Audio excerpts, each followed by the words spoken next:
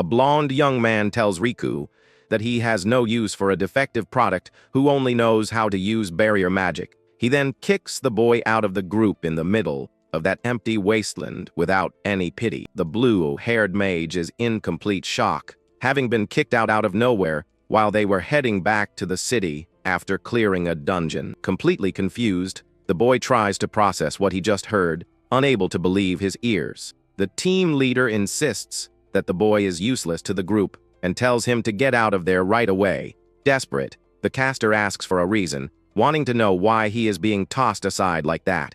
The blonde explains that tomorrow they will enter a very difficult place, and having him around would completely ruin the team's progress. With an intimidating look, he asks if the young man knows the real reason, revealing that his name is Ochiburo. This serious-looking guy is none other than the crown prince of that country, who also holds the rare hero class. The title was meant for defeating the Demon King, but since the great villain has already been beaten, it has just become a fancy name. We then see the great capital of that massive kingdom, highlighting its majestic castles and ancient buildings.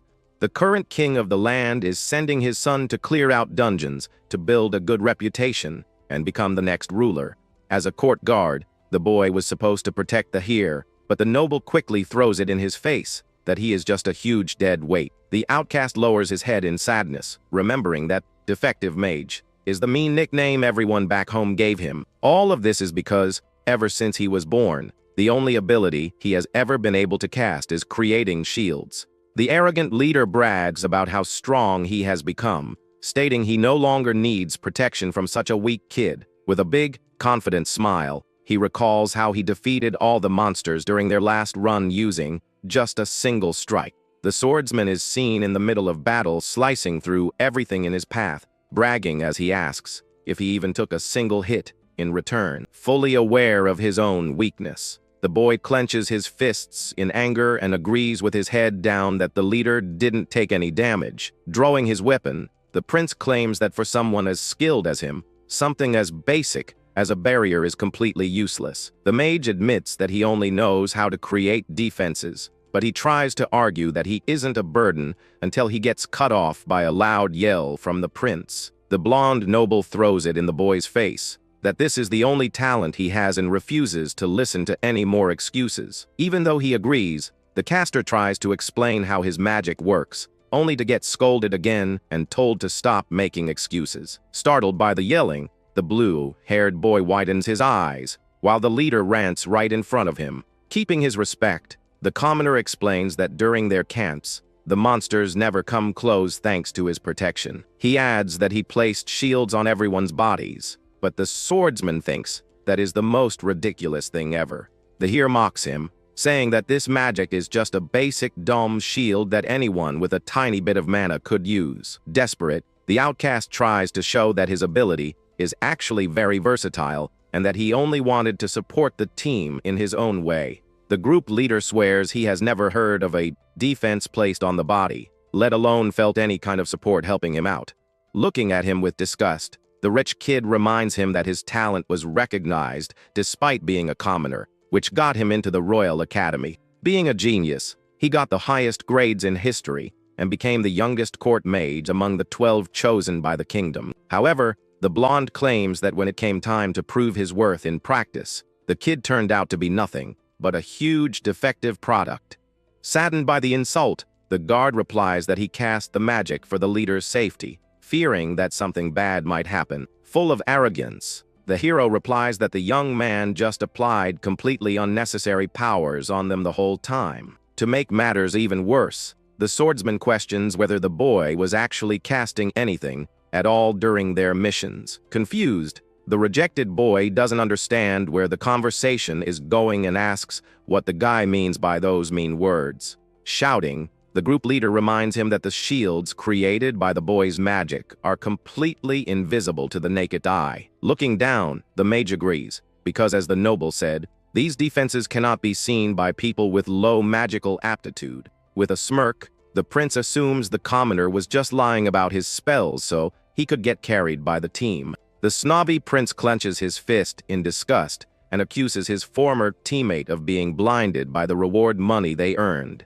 The mage lowers his head and agrees that the blonde's accusation is actually true. He then explains to the leader that his only reason for joining the group was exactly to make some good money. The blue-haired youth reveals that he chose the royal service because the court's salary was very high and super stable. With a smirk, the hare claims he already knew that, accusing the guard of being greedy trash, trying to get paid without putting in the work. Clenching his fists, the commoner tries to defend himself, claiming he really needed that money to take care of his poor family. At that, the blonde mocks him, reminding him that he is just an orphan and therefore has no relatives to support. With a somewhat sad look, the guard lowers his head and confirms that he really did grow up without his parents around. His sad past shows that he was raised in a very poor orphanage, located on the outskirts of the great capital. Desperate, the boy explains that all that cash was meant for making ongoing donations to the place that took good care of him. At that moment,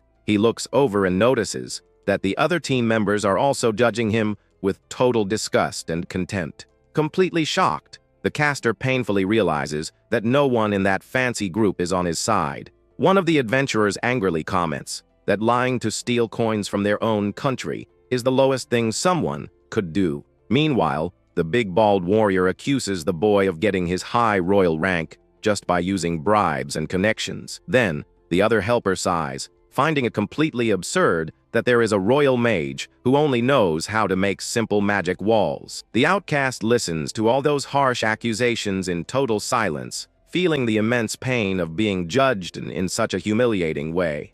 Amused by the scene, the noble prince gives a wide, wicked smile and tells the young man that he isn't just kicked out of the group.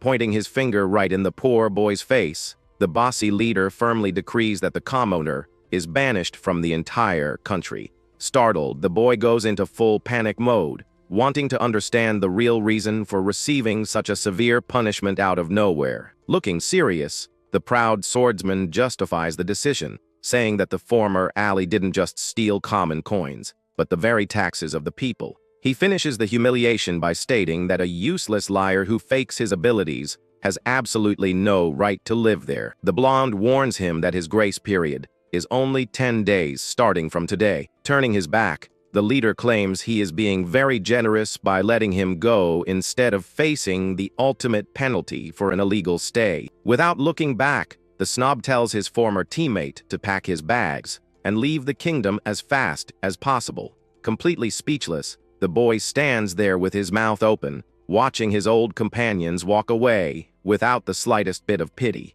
Just then, a heavy rain starts to fall, and the young man finally processes what he just heard, leaving him in shock. Standing alone on the cliff, he wonders if this is all a bad dream, because being banished from his own nation out of nowhere seems like madness. Despair takes over the mage as he breaks into a cold sweat and pants, realizing how serious this terrible situation really is. He remembers that the orphanage where he grew up is in that country, and if he leaves, he will never see his beloved family again. The image of the kind caretaker, who always showed him love, comes to mind, making him even more distressed about all of this. Thinking about the poor kids there, the boy squeezes his eyes shut and decides he can't let things end like this. With that, he decides to take action, telling himself that he needs to clear up this huge misunderstanding no matter what. An idea pops into his head as he remembers the majestic king who rules those lands. The plan was to ask the ruler to talk to the prince, but suddenly,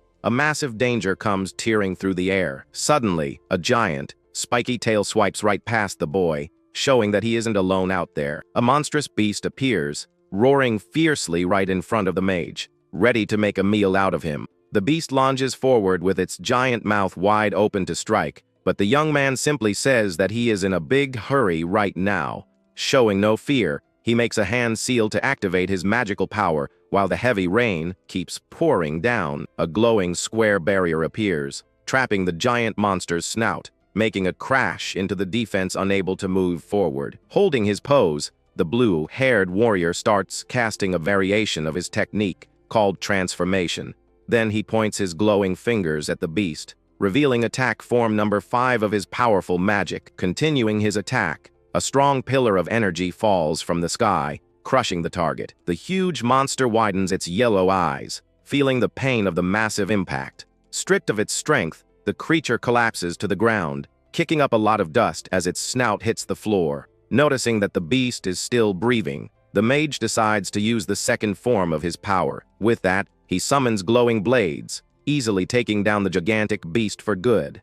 Seeing his enemy defeated, the young man agrees with the leader's previous accusations. With his hand reached out, the boy confirms that his only gift is creating these protections. However, he points out that these abilities are surprisingly very versatile. Standing in front of the fallen creature, the commoner explains that he can also go on the offensive. His power has 3 forms, which are attack mode, defense mode, and support. Suddenly, a whole flock of those same dragons appears flying around the area. Surrounded on all sides, the warrior faces the beasts that are completely taking over the sky. Feeling tired, the boy complains about his terrible luck of running into so many monsters while being in such a rush.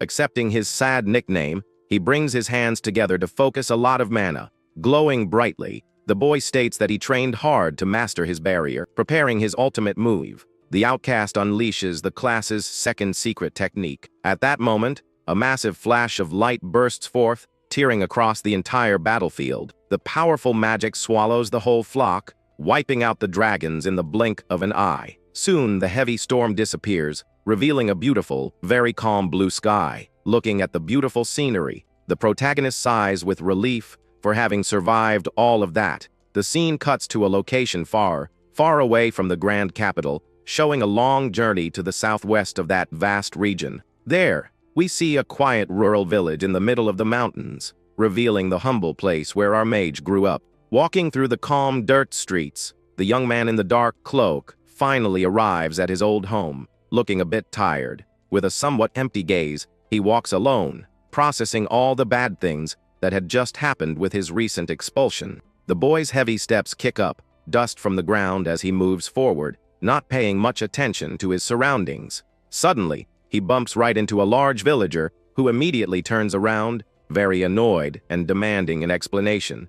The rude man shouts right in the poor traveler's face, complaining about his attitude for not watching where he was going. Before the fight can get any worse, a girl in a blue dress suddenly appears, telling the big guy to stop all the commotion. This beautiful blonde young woman with a stern look is known there as Miss Flair and seems to be highly respected by the people of the village. Full of attitude, she walks firmly toward the 2 young men, showing that she won't tolerate any trouble on her street. The young woman asks what's happening, so the villager tries to explain, saying that the stranger didn't apologize. Lacking patience, the blonde woman retorts, telling the man that this isn't the right way to treat someone who has just arrived. She points out that the traveler already looked very down and sad, and because of that, he didn't deserve to hear all that unnecessary shouting. Embarrassed, the man scratches his head and apologizes to the girl, but she quickly tells him to apologize to the stranger instead. Maintaining a firm posture, the blonde demands that the bullying villager acknowledge his mistake for bumping into the young man so roughly. Watching all of this, the outcast's eyes widen, completely surprised that someone would defend him in such a kind way. Mustering his courage, the young spellcaster opens his mouth and finally apologizes for his small oversight in a very polite manner. With the situation resolved, the villager walks away down the dirt streets, leaving the pair alone in the middle of the calm village. The tense atmosphere disappears when the caretaker flashes a beautiful smile and welcomes him. Noting that it's been a year since his last visit, the mage agrees, very relieved, and receives a tight hug from his dear friend, who confesses she missed him immensely. Worried, the blonde notices the tired look on the young man's face and asks if something bad happened to him. This beautiful young woman's name is Flair Serial, and upon hearing the question, the boy swallows hard, becoming very tense. The young woman is the daughter of the director of the orphanage, where the exile grew up, having spent their entire childhood together there. From their school days until she became a royal mage, the girl had always been his greatest partner. Being his pillar of support, his companion never let go of the hero's hand, helping him through the worst of times. Chatting in a tavern,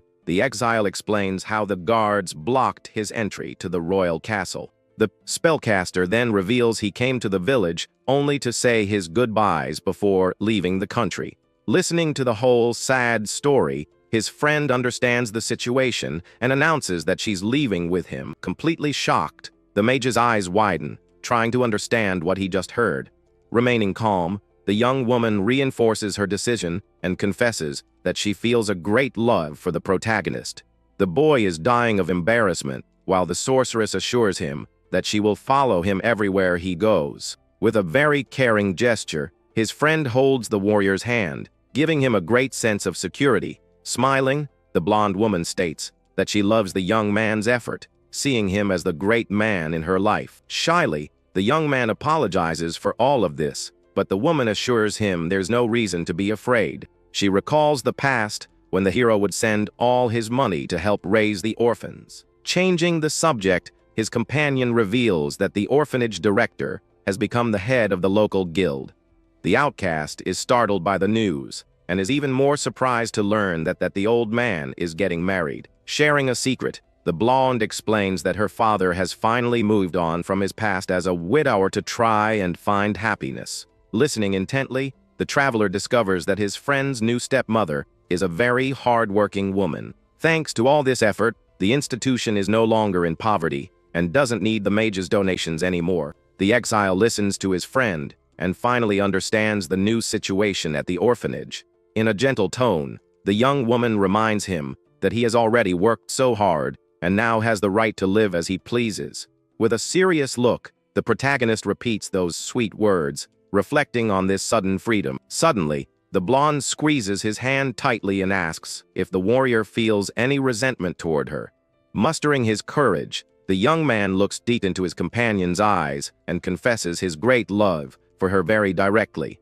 Very happy, his friend rests her forehead on his hands, stating that being by the hero's side is her greatest joy in life. The young man then confesses that he was already planning to reveal all these strong feelings at their next meeting. Full of attitude, the mage scoffs at the kingdom, thinking it's great that they're leaving a place that throws away a hardworking person. With a beautiful smile, the blue-haired mage agrees with his partner, feeling an enormous sense of relief in his chest. Then, his companion officially asks to travel with her beloved, leaving that village behind forever. With that, the young man accepts her company, forming a new couple ready to live an adventure far, far away. Meanwhile, in the grand royal capital, a furious shout echoes all around, showing someone is quite upset. The majestic king of that nation demands, at the top of his lungs, that they bring his foolish son to the throne room immediately. The monarch also orders that the guard who barred the mage be sent to work in the mines as a harsh punishment. The advisor thinks this is all an exaggeration, but the old king threatens to send him along for doubting the commoner's power. Resting his face in his hand, the ruler states with total certainty that the banished boy was a true genius. With a threatening gaze, the leader emphasizes that a talent like that only appears once every 1,000 long years. He mentions the gigantic, invisible magic dome that protects the entire capital against the attacks of ferocious monsters. Breaking into a cold sweat, the servant is in shock to hear that it was the outcast who created that colossal defense. The king finishes by confirming that the barrier manipulator also took out the fearsome invading dragons in the blink of an eye. The sovereign explains that there's a secret art within barrier techniques that the young man has completely mastered. This power goes far beyond human intellect, making any difficult task simple for the powerful mage. The monarch reveals that he is friends with the director of the Magic Academy, and the old educator always made a fuss about his talent. With a serious look, he repeats that a genius of this level is a rarity that only appears in the world once every millennium. He points upward, asking if the advisors know about the monster, repelling barrier that covers the capital. The man with glasses is in disbelief, as he thought it was impossible for that colossal defense to be the work of a single person. The king confirms that the disappearance of the dragons was the exile's doing, proving how he used barriers to attack in a lethal way. At that moment, the prince enters the hall, all happy, announcing that he has finally expelled the useless guard from the kingdom. Smiling, the clueless heir brags about getting rid of the criminal who is wasting precious tax money. Hearing that nonsense, The ruler trembles with rage as his blood pressure rises at the sight of his own son's stupidity. Screaming, the father calls the blonde boy a fool, making the spoiled brat tremble with fear. Not understanding the reason for his fury, the king shouts that his foolishness has set the world's strongest mage free, and now the consequences will shake the entire globe. Walking down the dark street, the girl says they need to say goodbye to Mr. Daryun. She smiles, saying that before they leave, they should announce their marriage, which makes him shy. Worried, the mage asks if she's sure about this, as she'll never be able to return home. Without a word, the young blonde woman jumps into her beloved's arms, giving him a very affectionate hug. The young woman reinforces that she has decided to support the warrior on his journey, but he tries to deny it all. Interrupting the young man, the mage assures him that it's all right, as she was the one who chose this path. With a loving gaze, she thanks her companion for allowing her to be by his side. Determined, the girl pulls him to talk to her father and tells the hero to act like a real man. The full moon shines in the sky, illuminating the beautiful night as the couple walks to their destination. Arriving at the house, they peek through the wooden window, seeing that their target is inside and awake. The older man notices their presence and frowns, trying to recognize the visitors. The man soon breaks into a smile upon seeing Riku, asking if the young man has been doing well lately. Without wasting any time, his daughter drops the bombshell, telling her father that she's going to marry the mage now. The shock comes when the old man accepts immediately, thinking it's great, but his son-in-law finds it all a bit too direct. Seriously, the veteran explains that he knows the boy's strength and his excellent character very well. He adds that he knows no one in the world values his daughter as much as the protagonist does. Laughing, the father-in-law admits he was already expecting this because the young woman couldn't stop talking about her beloved. Dying of embarrassment, the blonde kicks her father's shin hard to make him quiet down. While the old man yells in pain, the blushing young woman tells him to stop saying unnecessary things.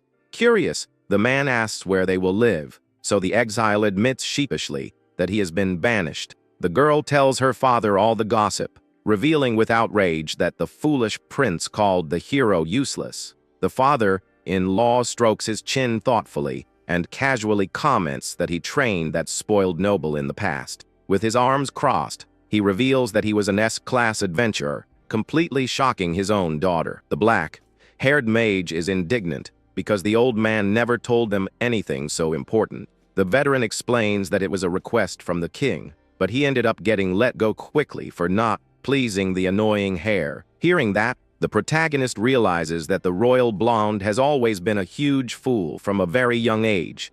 Smiling gently, the man tells them to forget about it, as only his girl's happiness matters. Then, we see the man's feet walking across the wooden floor as he remembers something important. The former adventurer opens a small cabinet in the corner of the room, taking out a special item for the couple. Returning, he hands them a heavy bag of coins as a wedding gift for their long journey. The young man tries to refuse the valuable gift, feeling he didn't deserve to receive so much money like that. The father-in-law insists, explaining that this was the savings he had put aside specifically for her wedding. He smiles, turning down his son-in-law's donations and assuring him that he will protect the orphanage with his wife. The exile looks at the man with admiration, feeling enormous respect for his noble attitude. Accepting the gift, he hears his father-in-law lament that his wife isn't home to meet the young man. The big surprise comes when he mentions that his wife is also an active S-class adventurer. The mood grows heavy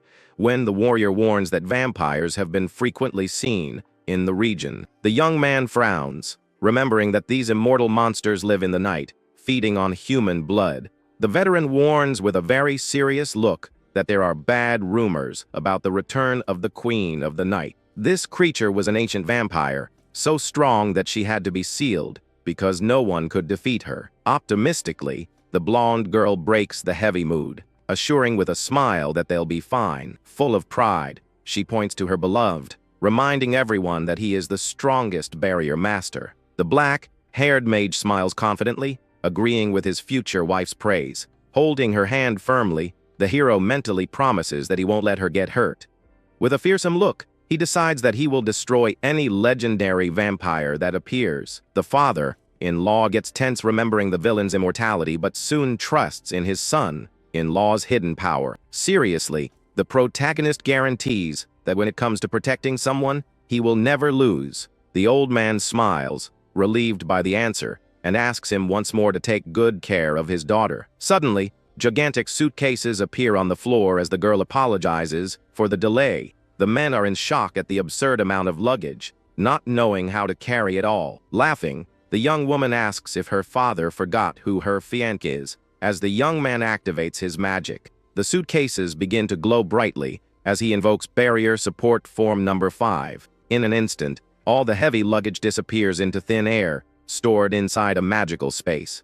The former adventurer is impressed, remembering that the boy's barrier magic is out of the ordinary. The young man explains with a smile that he has secret techniques for attack, defense, and also support. Full of mystery, the shield manipulator hints that this isn't all he can do. The blonde brags that with her fiancé, they are safe, and no one is a match for his power. The young man gets serious, announcing that it's finally time to leave, and says goodbye to his father-in-law. The old man watches the two young adventurers with a look full of affection and pride. The boy bows, thanking him for everything, as the moon shines in the sky, marking the beginning of their journey. Walking down the road, the girl suggests they go to the neighboring empire, because there, commoners can become nobles through merit. The mage smiles, agreeing with the plan, but suddenly his expression changes as he senses a very strange presence. Stopping in the middle of the dark forest, the hero quickly asks his beloved to get inside a protective barrier. Confused, the blonde asks for the reason for all this, as the full moon illuminates his very tense face. Without explaining, the young man activates his magic, creating a glowing cube of energy around his fiancée. Shouting loudly, the warrior warns that the enemies are coming, preparing for the imminent combat. Just then, a gigantic explosion happens out of nowhere, kicking up a lot of dust and destroying the ground in that spot. The shield manipulator stands firm, facing the danger without retreating a single step. The smoke clears, revealing that his defense blocked everything, while a wicked laugh echoes through the night air. A woman with silver hair appears floating and greets the humans with a sadistic smile on her face. The protagonist recognizes the legendary vampire, who introduces herself as the feared and powerful queen of the night. Licking her lips, the villain says she smelled something delicious and decided to have a little snack now. The monster advances, but the young man acts fast, invoking the first attack form of his magic barrier. The power manifests as glowing star bullets that surround the mage, ready for the final shot. Hit, the immortal falls to the ground, confused, as physical attacks shouldn't work on the undead. The exile looks down, coldly telling the creature not to interfere with the couple's new beginning. Furious, the vampire tells him not to underestimate her, but the hero returns the phrase with much more authority, extending his hand. The mage of the Iron Wall announces that he will be the opponent who defeats her today. With a wicked smile, the vampire licks her lips, calling out the blonde girl's name with great malice. The young man then tells his beloved to wait quietly, assuring her that he won't let anyone lay a finger on her.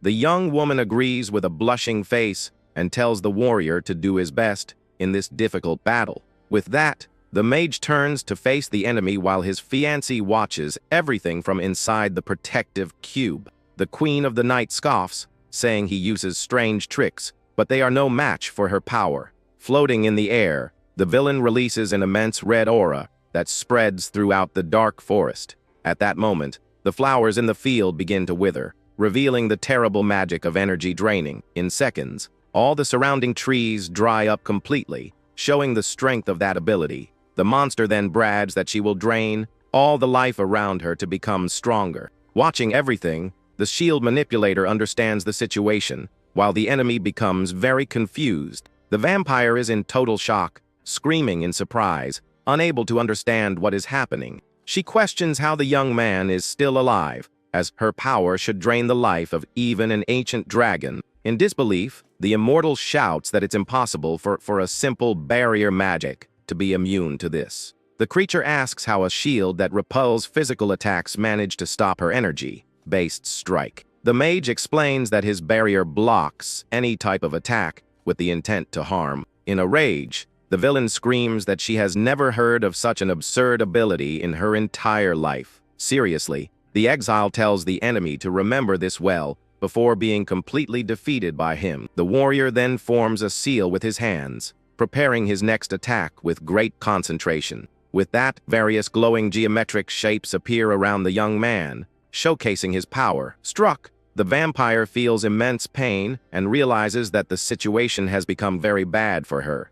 The vampire reveals her enormous bat wings and prepares her next strike with a furious look. The mage recognizes the technique and realizes the wings are made of the creature's own blood. With a smile, the villain confirms that her power is blood manipulation, flying with the wings. Shouting with hatred, the immortal tells the human to perish and fires a very powerful red beam. The attack, called a blood thread, advances like a great spear toward its target. The blood magic slams into the young man's defense, but the barrier withstands the strong impact. Unfazed, the warrior just watches the strike with a serious and very focused gaze. The enemy tells him to stand still and accept his defeat, as there's no way to escape. At that moment, the exile reveals the third defensive formula of his barrier transformation.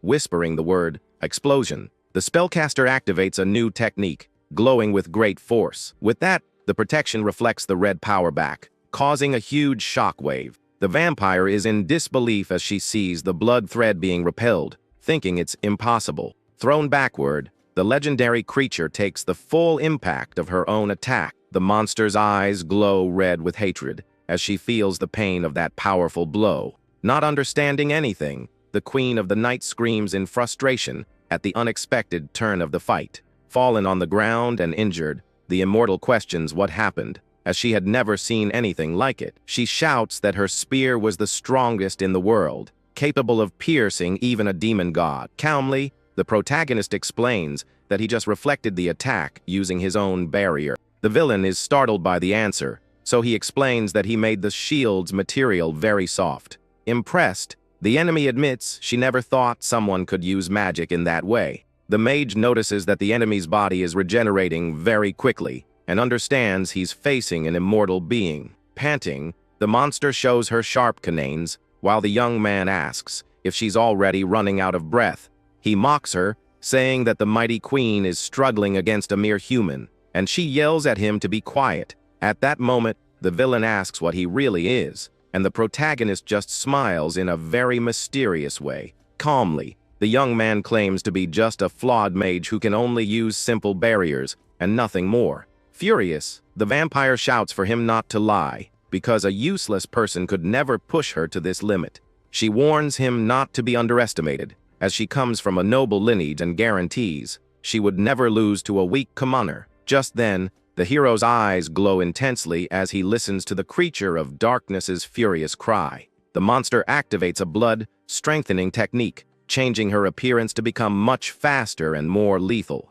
With a swift movement, the villain tears through the air and rushes like a red lightning bolt toward her opponent's neck. Surprised by the absurd speed, the young man's eyes widen as he realizes the enemy is already right on top of him. In that instant, the queen gives a victorious smile and states that at this distance, he wouldn't have time to create shields. Then, the creature grabs the mage from behind with great force, thinking she has finally captured her prey. Keeping his gaze fixed, the young man shows no fear, even in the arms of that dangerous, immortal villain. Just then, the monster unleashes her secret art, creating giant claws of blood to begin draining all the hero's life. Laughing insanely, she announces that she will drain his life energy directly, and that it will all be over in a second. But the young man remains calm as the villain guarantees his life will wither away before so much dark power. Suddenly, the warrior opens his mouth and calmly whispers that he's still alive,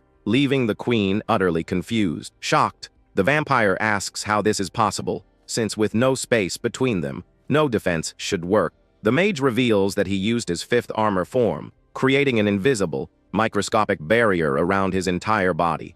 At that moment, the vampire looks startled and asks if the young man is really an ordinary human being. But the villain soon spreads her enormous wings to try and escape the complicated situation. Then, the Queen of the Night shouts that she will end the mage's life on their next encounter. With that, a glowing cage appears around the monster as she realizes something is blocking her path. But the hero announces that there won't be a next time, activating his secret prison technique. At that moment, the young man guarantees that he will destroy the creature's existence right there on the battlefield. But the young man apologizes and informs her that he will have to seal the enemy forever. He explains that since she is immortal and cannot be done away with, the only solution is to imprison her soul. With a determined look, the barrier master decides to erase the villain's presence from this world. The warrior then focuses all his mana to finish the job once and for all. Then, the queen realizes that the young man is a descendant of the ancient mages who sealed her people in the past. But she panics upon realizing that she is facing her greatest and only natural enemy. Desperate, the monster screams that she does not want to be trapped in a magic seal again. At that moment, the creature laments that she had just regained her freedom, only to lose everything now. With a firm movement, the protagonist unleashes his secret sealing art against the evil spirit. Then the glow fades, and the hero confirms that the sealing was completed successfully. At that moment, the young blonde woman watches from a distance and takes a deep breath, feeling an enormous sense of relief. With that, his girlfriend runs towards her beloved and celebrates the victory against the legendary vampire. But the young man just gives his companion a gentle smile, enjoying that moment of peace. At that moment, the hero remembers that his fiancée is actually known as a child of the sky. Curious, the young protagonist asks the meaning of the term, child of the sky, and hears that she is a very special being. At that moment, the blonde woman explains that because of this, various monsters will hunt the girl, wanting to steal her power. Sitting on top of several defeated beasts, she warns that the young man must protect Flair from all these terrible dangers. But the boy asks if his master can stay with his friend forever and receives an immediate no as a response. Calmly smoking, the woman states that she has her own work to do and therefore cannot take care of her daughter all the time. With that, she orders her apprentice to look after the blonde until the end of her life, even if things get very bad in the future. Then we see the couple smiling as the young man accepts the duty of protecting her at any cost, even if it costs him his life. Under the light of the full moon, the girl praises the young man's power, stating that he is simply incredible. The young woman then reinforces that it doesn't matter what the foolish prince said, because they will be fine even in exile. Then, the blonde woman guarantees that many people will still recognize his real worth as a barrier master. With a smile, the blue-haired mage thanks his beloved for her support, feeling that he now has a new purpose. But the hero asks for a moment to check the forest's surroundings, as he felt something strange in the air. At that moment, his companion agrees and lets the young man investigate the area while she waits safely. Suddenly, the young woman's eyes widen as she notices a mysterious glow appearing right in front of her out of nowhere. A small, silver cross pendant is lying on the dirt ground, drawing a lot of her attention. Curiously, the protagonist reaches out to pick up the object, but soon notices a very unexpected reaction. Holding the item, the young man says he knows the vampire can still hear him from inside that seal. Just then, a groan of pain comes from the sacred object, indicating that the creature of darkness is trapped inside. Surprised, the mage wonders about that sound of suffering as he observes the small, glowing accessory. Screaming, the villain laments having lost to a low-class human and does not accept the humiliating defeat. Filled with rage, the monster continues to scream that it's impossible for her to have been sealed by a simple commoner. At that moment, the hero tells the prisoner to wait a moment, as he intends to do something very different. Then, the young man focuses his mana on the pendant, causing an intense light to envelop the entire area in an instant. With that, the barrier's power begins to transform the seal's energy to manifest the vampire's physical form. An immense flash of light takes over the dark forest as the summoning process ends in an epic fashion. But to everyone's surprise, the queen of the night reappears, dressed as a very cute maid. Completely confused, the creature questions how she got out of the seal and why she is wearing that outfit. The mage explains that he just loosened the sealing technique a bit to let her appear in this physical form. The young man then informs her that her power, as a vampire, is trapped in the pendant, and the villain is amazed by such a level of sorcery. With a serious look, the young man reveals that he only brought the monster out because he has some questions and demands honest answers.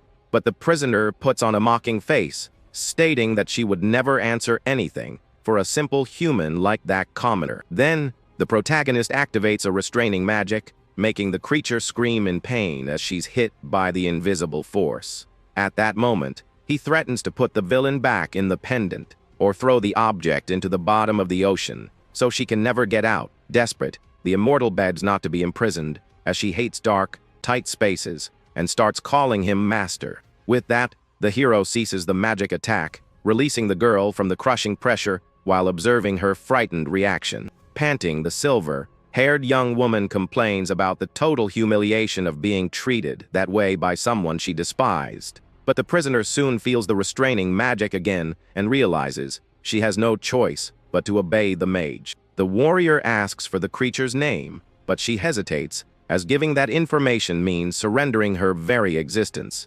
Yielding to the pressure, the young woman reveals her name is Carmilla Vlad Tepes, while looking at the protagonist with great anger. The young man then formally introduces himself as Riku and maintains a calm smile in the face of the dangerous queen of the night's fury. But the girl questions if he's not ashamed to interrogate a defenseless young woman in such a brutal and shameless way. Ignoring the complaint, he asks what the noble blood the villain mentioned during the confrontation in the dark forest means. Carmilla explains that the term refers to her clan of pure vampires, and the exile realizes there are other monsters like her. Then the small monster confirms the existence of others of her race, maintaining a constant look of contempt and superiority. Mockingly, the hero suggests she must be just a weak background character in the group, and the young woman retorts by calling the boy a freak. The immortal then shouts that the young man is too strong and that a sealing ritual like that should take hours with several mages. But the protagonist just replies that the comment was rude and assures her that he is just an ordinary human being and nothing more. The little villain then throws a tantrum, stating that a common human could never seal the Queen of the Night alone. But the blue-haired young man ignores her screams and asks what the other sealed vampires are planning to do now. At that moment, he stares intently at the prisoner, wanting to know why her seal broke before the others. Then, the young woman explains that in the past, she drank the blood of a barrier master, and thus learned how to undo her own seal. With that, the hero is surprised to discover that his servant also possesses the gift of manipulating magic defense techniques. The protagonist then asks if the young woman knows the names and all the abilities of her still imprisoned clan members. With a malicious smile, the girl confirms that she knows everything, as they all belong to the same pure blood lineage. At that moment, the monster's red eyes glow intensely as she observes her new and powerful master. But the young man points his finger at the villain, making her wonder what terrible plan he has in mind. Then, the warrior authoritatively orders the Queen of Darkness to officially become his trusted familiar. The creature is in total shock, unable to believe that a superior being like herself should become the servant of a mere human. But the exile promises to give the young woman a little freedom if she hands over all her knowledge about her noble clan. In that instant, the young woman arrogantly refuses the offer, remembering that she carries the blood of a very important lineage. With that, the master reactivates the restraining magic, making the prisoner suffer from the crushing pressure of the seal. Then, the girl screams in pain as the hero's blue energy completely dominates the insolent vampire's body. At that moment, the young man calmly observes the silver pendant as his servant understands that she has no choice. But the young man coldly states that this is not a request or a proposal, as the decision has already been made and cannot be changed. The small monster then calls her master a demon and claims that he is much worse than any evil creature. With an ironic smile, the protagonist accepts the insult as if it were a great compliment coming from someone so dangerous. Under the moonlight, the prisoner asks the reason for this need, while he states that he needs wisdom to win. At that moment, the prisoner says she won't betray her clan, but the young man asks if she wants to stay sealed forever, so she apologizes. With that, the mage orders the monster not to say anything, because he doesn't want his beloved to notice her presence, so they decide to use telepathy. Soon after, the beautiful blonde approaches the hero and asks if everything is okay, observing the surroundings with a curious gaze. In that instant, the blue-haired young man gently pats his girlfriend's head to calm her down in a very kind and caring way. With a smile, the warrior states that there are no problems, and his companion is very happy to know the danger has passed. Then, the blonde girl gives the young man a very tight hug, showing all her love and affection for him in that peaceful moment in the forest. At that moment, the vampire senses a strange scent coming from the young woman and begins to suspect something very important about her past. Watching from inside the pendant, the creature of darkness wonders if that human belongs to a very specific bloodline. But the protagonist announces that they need to leave now and begins to prepare a very rare secret barrier transformation technique. With that, he uses the creation of all things and conjures a complete carriage with a horse out of thin air, leaving his beloved shocked. At that moment, the immortal servant is completely speechless upon seeing that absurd magic and screams in surprise inside her master's mind. Then, the young man calmly explains that he just created the vehicle using his barriers, but the small monster doesn't understand how that's possible. With great patience, he explains that he uses tiny shields as if they were atoms to generate any type of matter he desires now. The Queen of the Night then completely freaks out, stating that this is not simple at all and calls the hero a freak for possessing so much power. Finally, the journey of this unusual group truly begins as they travel on, not knowing what challenges await them in the future. With that, they continue their journey in the barrier carriage, taking the legendary vampire as the new familiar of their small team. At that moment, the mage explains that he can control everything he creates, so the journey proceeds without needing a regular driver. Then, the hero asks if the young woman really likes that little creature so much, and she responds with a big smile that she does. We then see the blonde woman squeezing the small black animal, which is actually the sealed monster transformed into a very cute cat. The feline seems very uncomfortable with all the affection, but can do nothing to escape the young woman's arms. At that moment, the young man reveals that the cat is the Queen of the Night, Carmilla,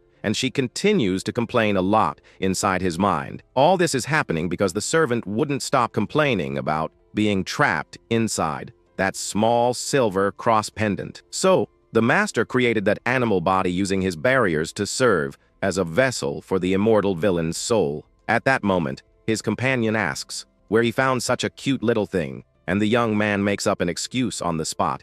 The young woman then asks to keep the kitten, and the protagonist agrees, feeling a twinge of jealousy about the whole situation. With that, the warrior makes a grumpy face, because he wished he were in the creature's place, receiving all that special attention from her. But the vampire soon warns that it's not the time for jealousy, as she sensed something very strange happening just outside. At that moment, the mage goes on high alert and tells his beloved that he's getting out of the carriage to check the road ahead. Then, the young woman insists on accompanying her beloved, and the two get out of the vehicle to see what's causing all the commotion. They then walk through the dark forest and find several soldiers fallen on the dirt ground in a scene of great defeat. At that moment, we see several warriors in armor groaning in pain as they try to stay alive after a very brutal combat. One of the guards complains that he is in a lot of pain and seems to be in serious condition, begging for any kind of real help. Then, the pair observes the scene with a look of total shock, as they never imagined seeing so many injured people in one place. The combatants then start shouting, desperately asking for healing potions to try and save their comrades' lives. The leader of that squad orders them to bring all available medicine, but their situation seems very desperate. Riku looks at the scene with a very serious face, as he notices the suffering of those men in the middle of the woods. With that, the blue-haired young man tells Flare that he will be a little late to provide aid to the guards, but the blonde young woman replies that it's okay and decides to help as well, facing the situation with great determination and courage. At that moment, the hero focuses his gaze on one of the injured combatants who seems to be in a much more critical situation. Then, the young man approaches a warrior leaning against a tree and asks if the man is okay. Calmly, the mage explains that he is just a traveler with some knowledge of healing arts and intends to help. The soldier sighs in relief, saying that the help would be great, and points to his other fallen comrades nearby. But the protagonist pauses for a moment, realizing that this specific man's condition is very worrying. He then notices that the warrior's left arm is severely injured and in a truly deplorable state. With a pained look, the combatant reveals that the injury was caused by a gigantic and very dangerous creature.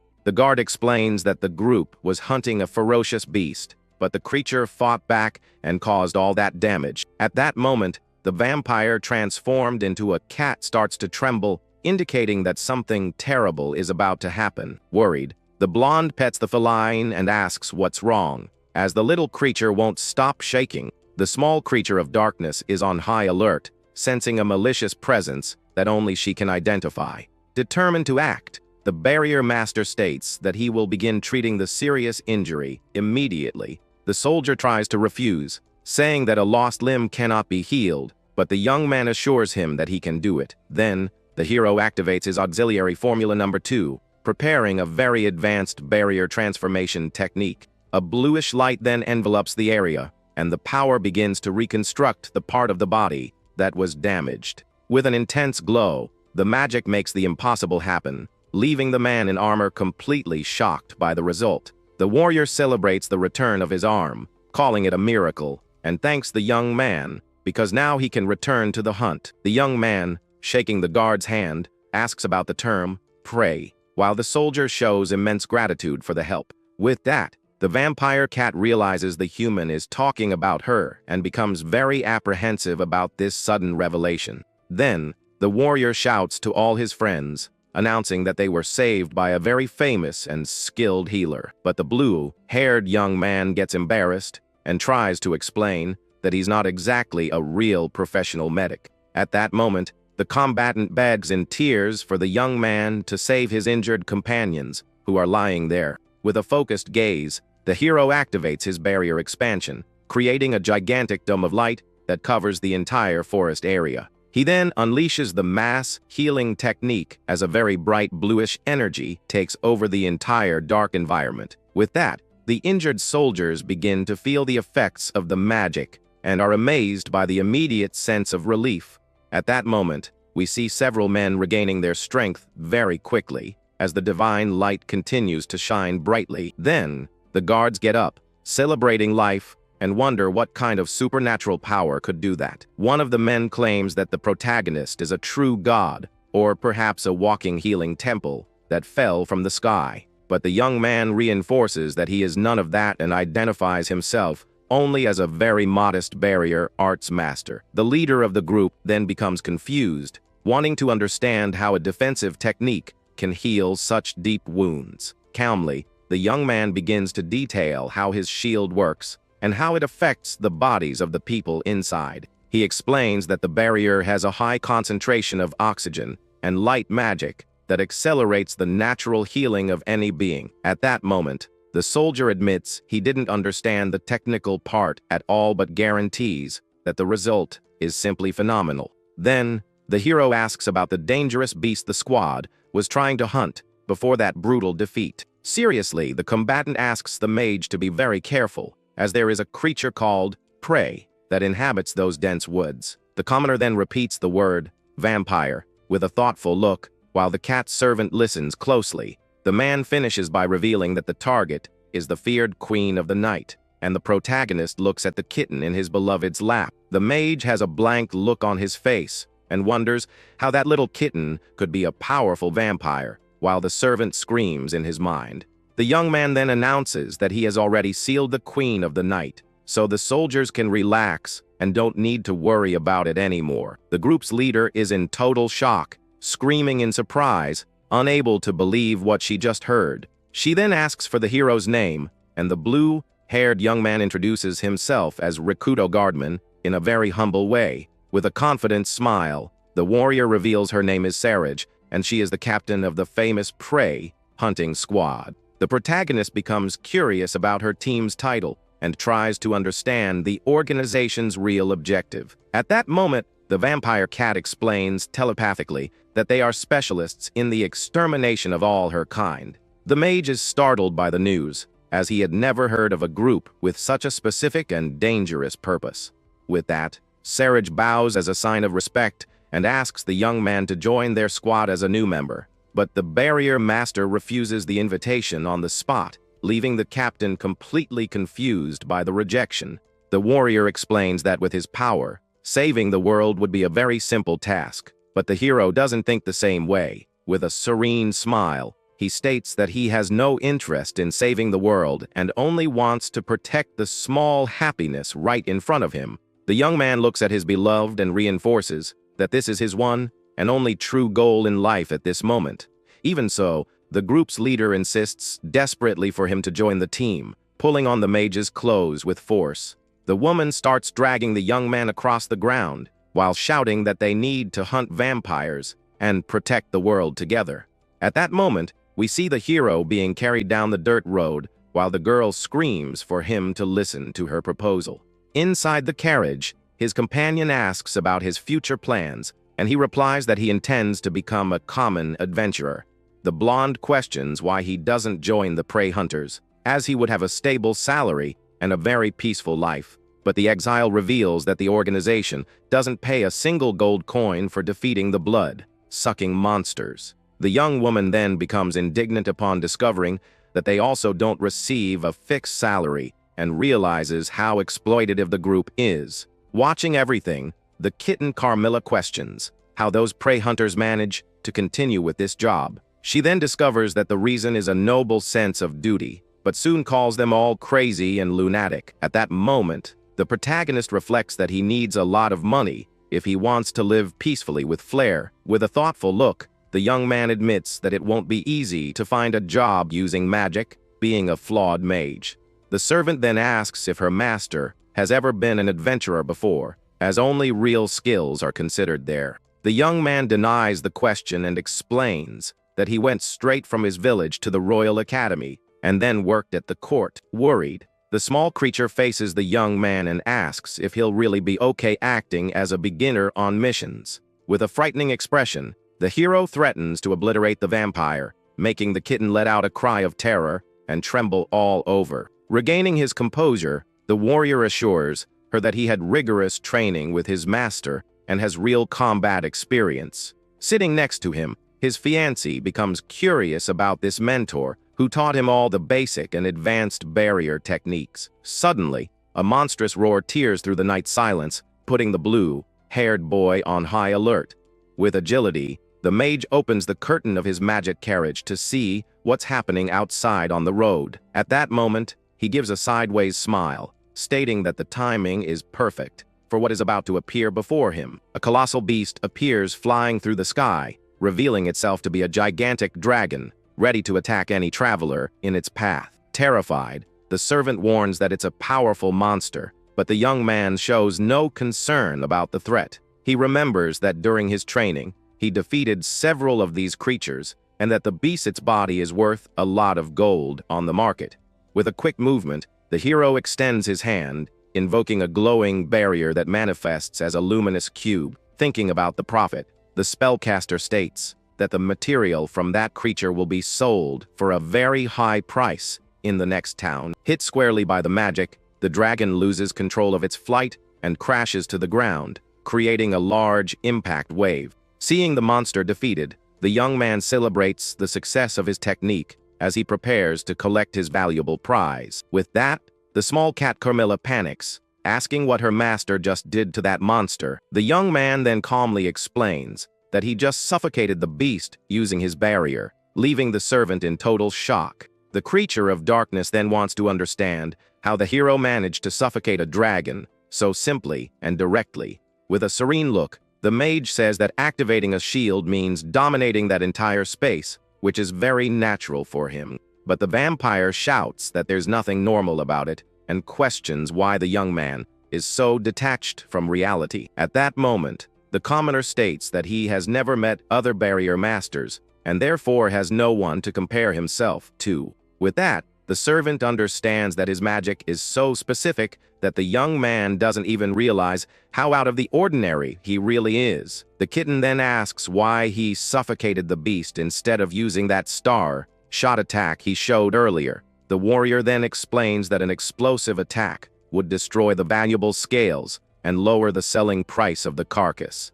With a sideways smile, the master confirms that keeping the body intact is essential to get more gold coins. At that moment, the protagonist extends his hand forward, preparing to use another impressive magic trick. The young man then activates his secret storage technique, causing an immense flash to envelop the entire body of the fallen dragon. But the servant screams desperately, wanting to know what just happened, as the giant beast vanished out of nowhere. The mage then reveals that he stored the carcass inside a shield, leaving the small creature even more confused by it all. Calmly, the hero details that his magic walls are a type of spatial magic that creates a dimension outside of this world.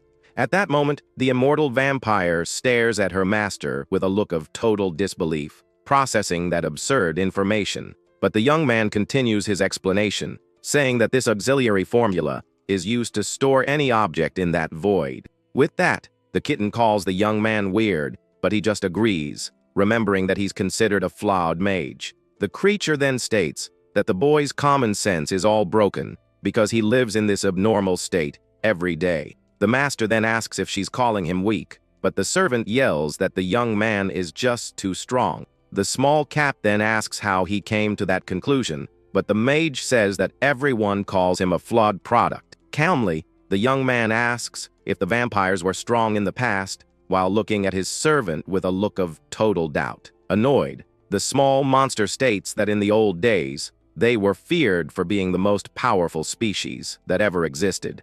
The young man then says that talking about the past doesn't help at all, and Carmilla starts thrashing on the ground in a rage. At that moment, the hero picks up the animal by the neck and announces that it's time for everyone to return to the carriage now. With that, the master carries his servant very casually as he walks back to meet his beloved Fianti. The creature's red eyes then glow intensely as she whispers the young man's name inside her mind.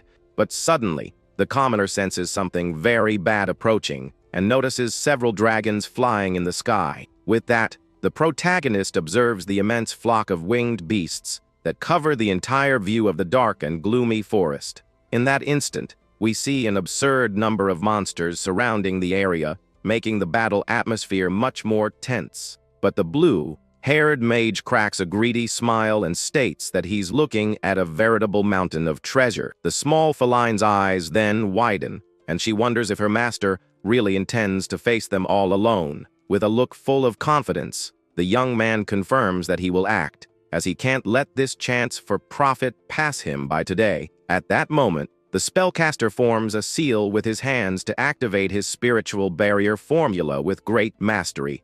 A giant, luminous structure then appears in the air, revealing the secret technique of the birdcage-shaped prison. With that, all the dragons in the flock are trapped inside the colossal defense with no escape route. In that instant, the magical pressure begins to crush the beasts, and the kitten watches everything with a look of total astonishment. But the hero frowns for a moment, noticing that something very strange is happening in the midst of the chaos. With that, the young man senses the presence of a very different individual hidden among the carcasses of those winged monsters. Suddenly, a cutting blow tears through the air, and the servant screams, as it's the first time she's seen her master's barrier be broken. The mage explains that the more he expands the shield, the weaker the defense becomes, so it's normal for it to have broken. With a serious look, the hero realizes that there is a very resilient creature in the midst of that flock of winged monsters. We then see a zombie dragon letting out a frightening roar as it tries to escape from that powerful magic prison. With that, the small cat reveals that it is a corpse dragon, and the young man asks what kind of creature that is. The servant then explains that the monster is a failure of the noble dragon lineage because it receives vampire blood when it perishes. With that, the rotten beast becomes a zombie in that state of total decomposition and becomes much more dangerous. The creature of darkness then asks if the master is still going to try to seal the beast, but he denies it, as he wouldn't be able to sell it. The commoner then questions if that creature is immortal, and the small feline stammers, saying she's not so sure. The blue-haired young man states that since the monster is not immortal like vampires, it becomes useless for his plans. With a quick movement, the hero joins his two hands, preparing a new magic technique with great concentration and focus. The servant then warns that the beast's flesh can pollute the land and air, but the master guarantees that none of that will happen. With that, the vampire is left with her mouth wide open, because leaving the beast, there would be a mistake, and she doesn't believe in the young man's confidence. The mage states that he knows this, and that's why he's going to blow everything up without leaving a single trace of dust on the battlefield. At that moment, the warrior begins to glow as he concentrates an absurd amount of mana for his next attack. The kitten is in total shock, screaming in surprise as she feels all that magic power being accumulated in a single point. With that, the young man gathers all his energy in his hands, creating a glowing sphere of light ready to be released now. The hero prepares to use his supreme art, and his eyes shine with a very impressive blue intensity. The sphere of light then transforms into a point of black energy that absorbs everything around it like a colossal whole. With a furious look, the master unleashes the void technique to completely erase the existence of those creatures. The power then expands in the form of a huge shadow that swallows the entire cage with all the dragons inside. At that moment, the zombie dragon lets out a final cry of agony as it is completely disintegrated by the strong magic. Under a reddish sky, we see the mage observing the result of his technique, while his servant seems to be afraid. The small kitten trembles with fear upon seeing the demonstration of destructive power and is left completely speechless. With that, she tries to flee from the terrifying scene, but soon realizes she has nowhere to go and ends up stopping right there. Desperate, the creature of darkness screams very loudly as she is sucked upwards by a very powerful invisible force. The young man looks at the blue sky and confirms that everything ended well as peace takes over the battlefield. With a serene smile on his face, the protagonist turns to his servant, looking quite satisfied with the result. The vampire screams, wanting to understand what that was all about, and the young man explains that it was his supreme art, the void wave. The small kitten then repeats the name of the technique, with a look of total disbelief, unable to believe her master's power. The commoner then details that there are tiny particles called atoms that make up everything that exists in that world. Confused, the creature of darkness tries to understand the logic behind that absurd magic, but can't process it all. The warrior reveals that he heard the principle of his technique was the same as a very powerful nuclear device. With that, the servant questions who would have told him something like that, but the young man admits he didn't quite understand it either. The small cat then gets a worried look, noticing that her master has no idea what he just did.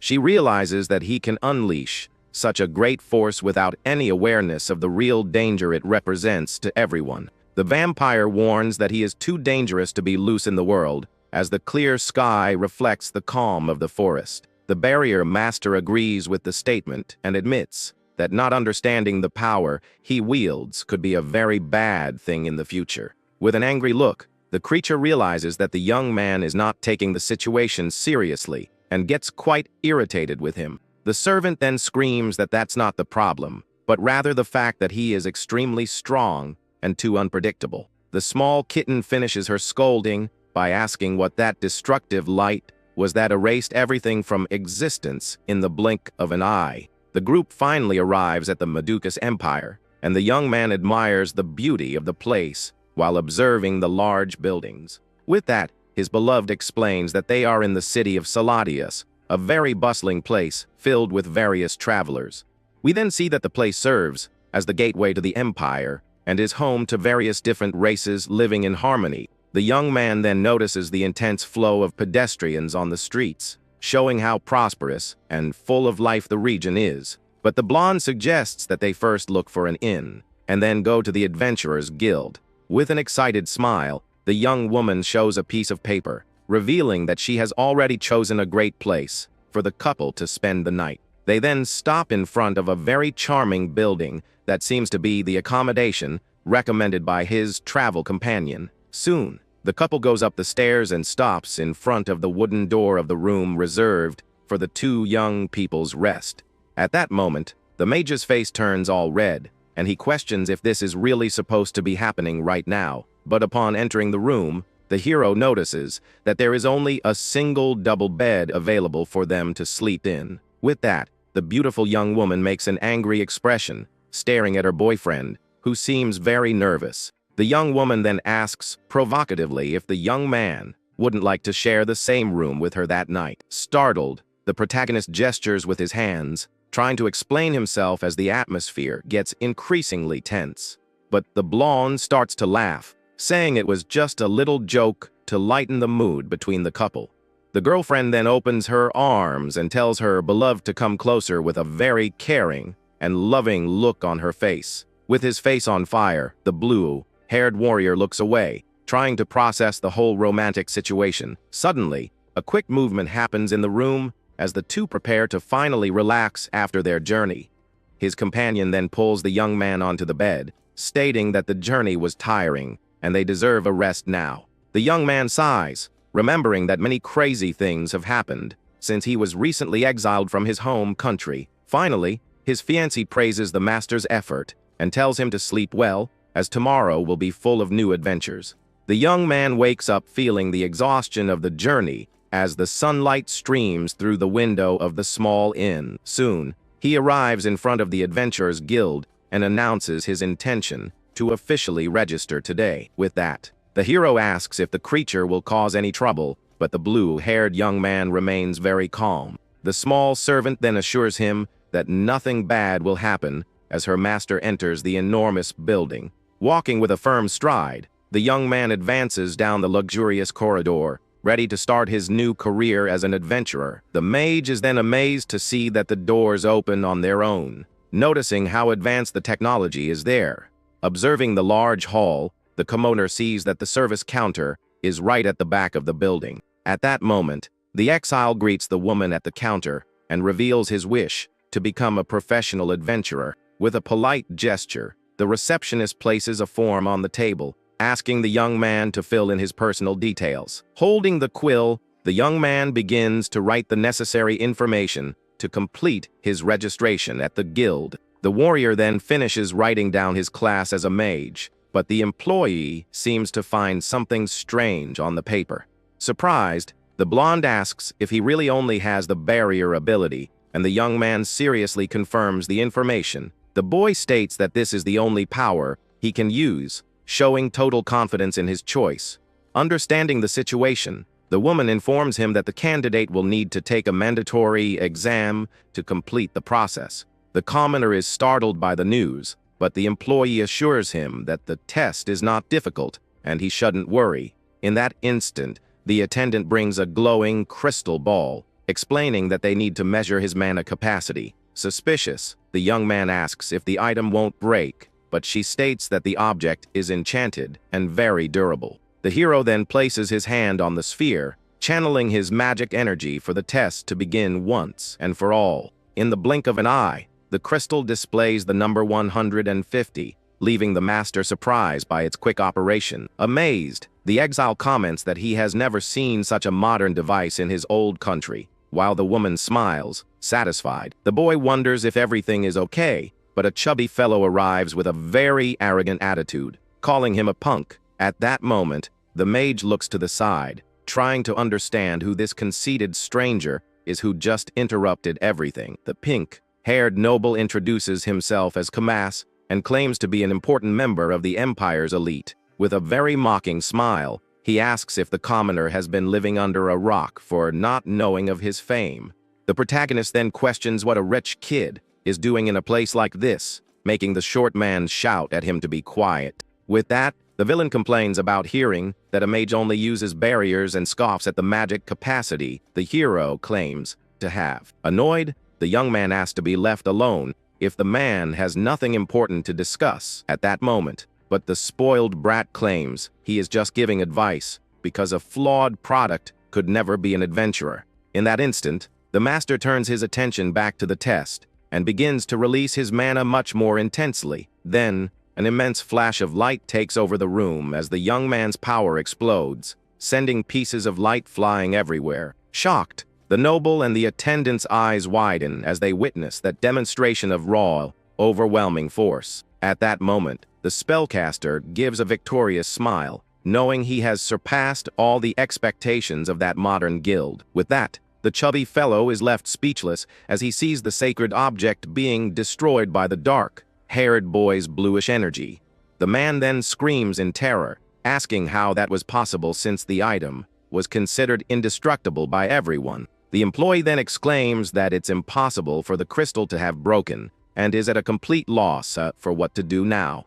With a look of panic, the woman states that this event is unprecedented and tries to understand what really happened. At that moment, the exile realizes that the device simply couldn't handle his absurd power and finally gave way. With that, the hero remembers that he warned about the danger before starting and feels a bit embarrassed by all the commotion. The blonde then tries to regain focus and suggests moving on to the next phase of the exam, while the young man asks about the rest. Finally, the attendant explains that there are only 2 tests left: target practice and a real combat against someone. As mentioned before, we see the training yard, where the next stage of the official exam will now begin. The receptionist then explains that the next phase consists of a practical accuracy test against that distant target. Pointing to the object, the woman details that the item has magic tools to measure the force of the impact generated. With that, the blue-haired young man observes the colored circle while hearing that he needs to surpass a minimum score.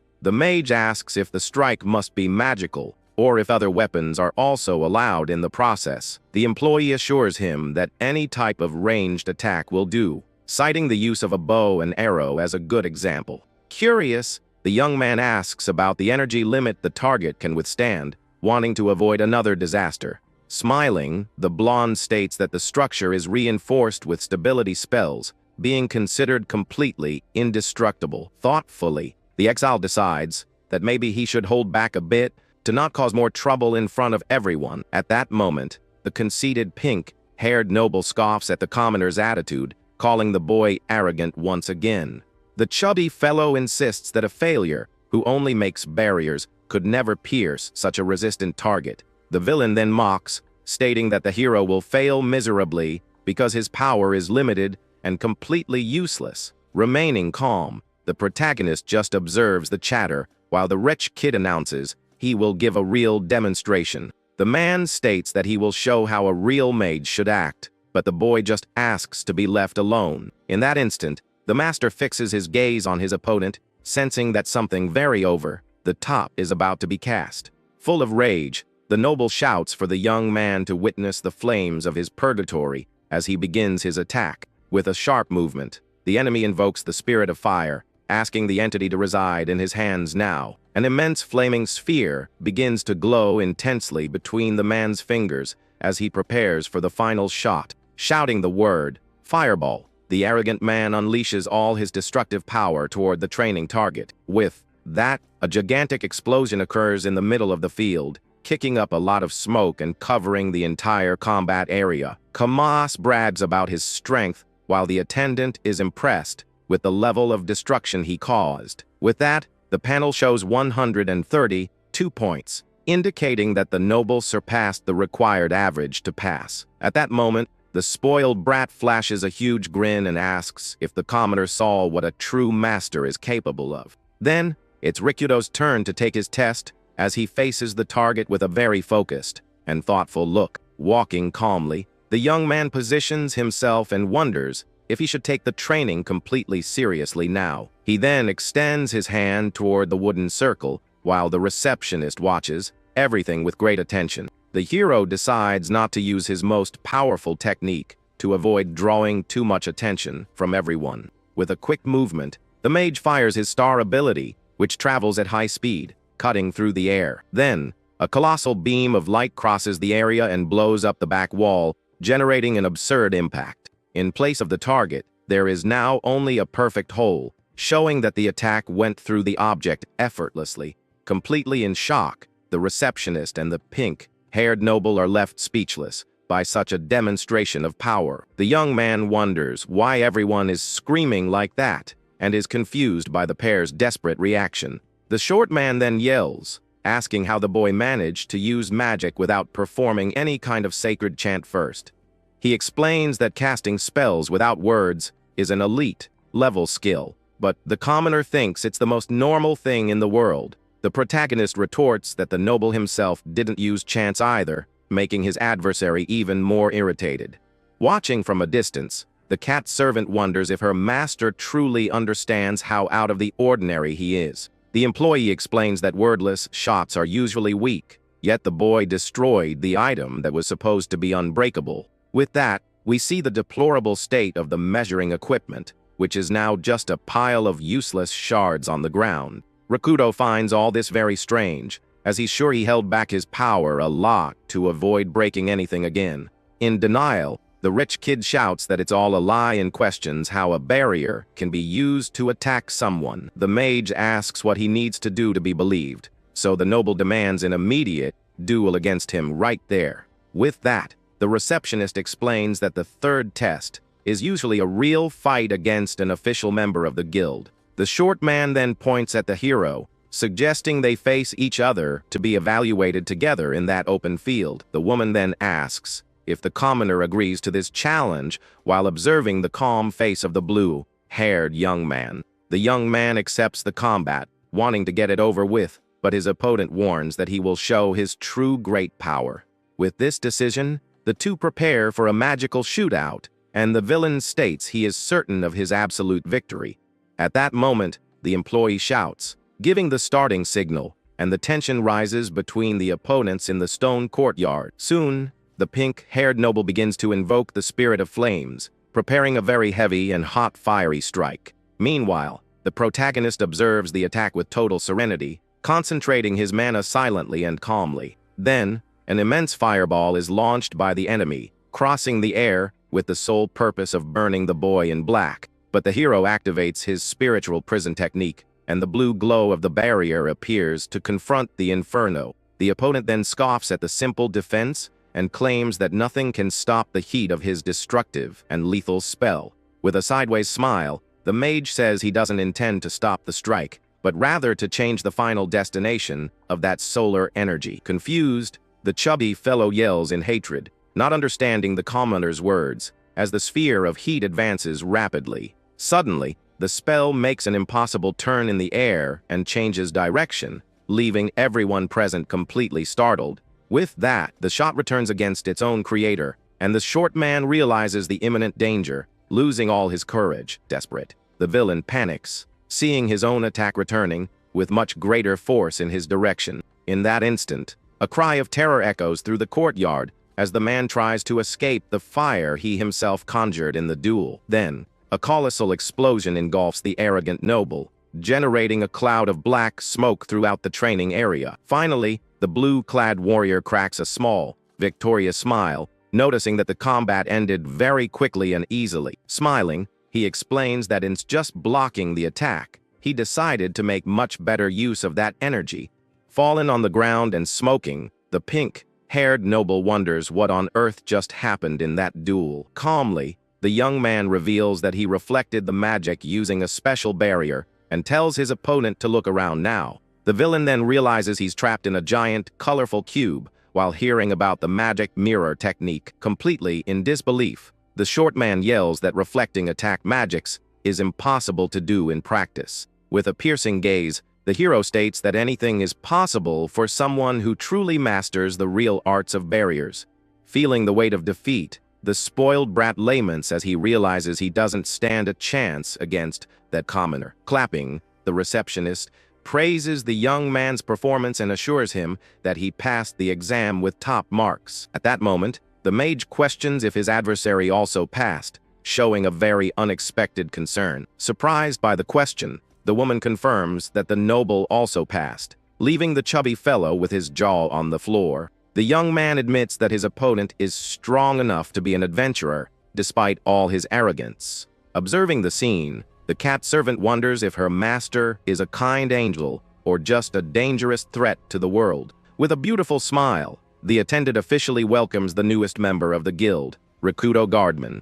She then reinforces that she welcomes the young man with open arms and great joy in her heart on this day.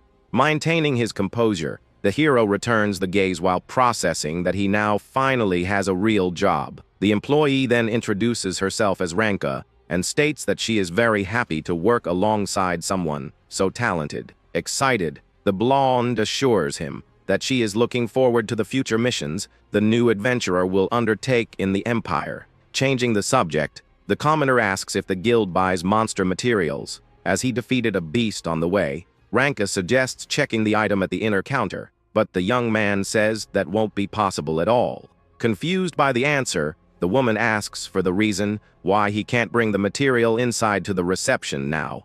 Rikudo admits that the dragon is too big and definitely won't fit inside the guild's small building. The employee, Ranka, is then left confused, trying to process what the boy just said to her. The blue-haired mage then begins to cast his magic, preparing to show the monster he took down on the road. Suddenly, an immense dragon appears in the middle of the courtyard, leaving everyone present completely speechless at the sight.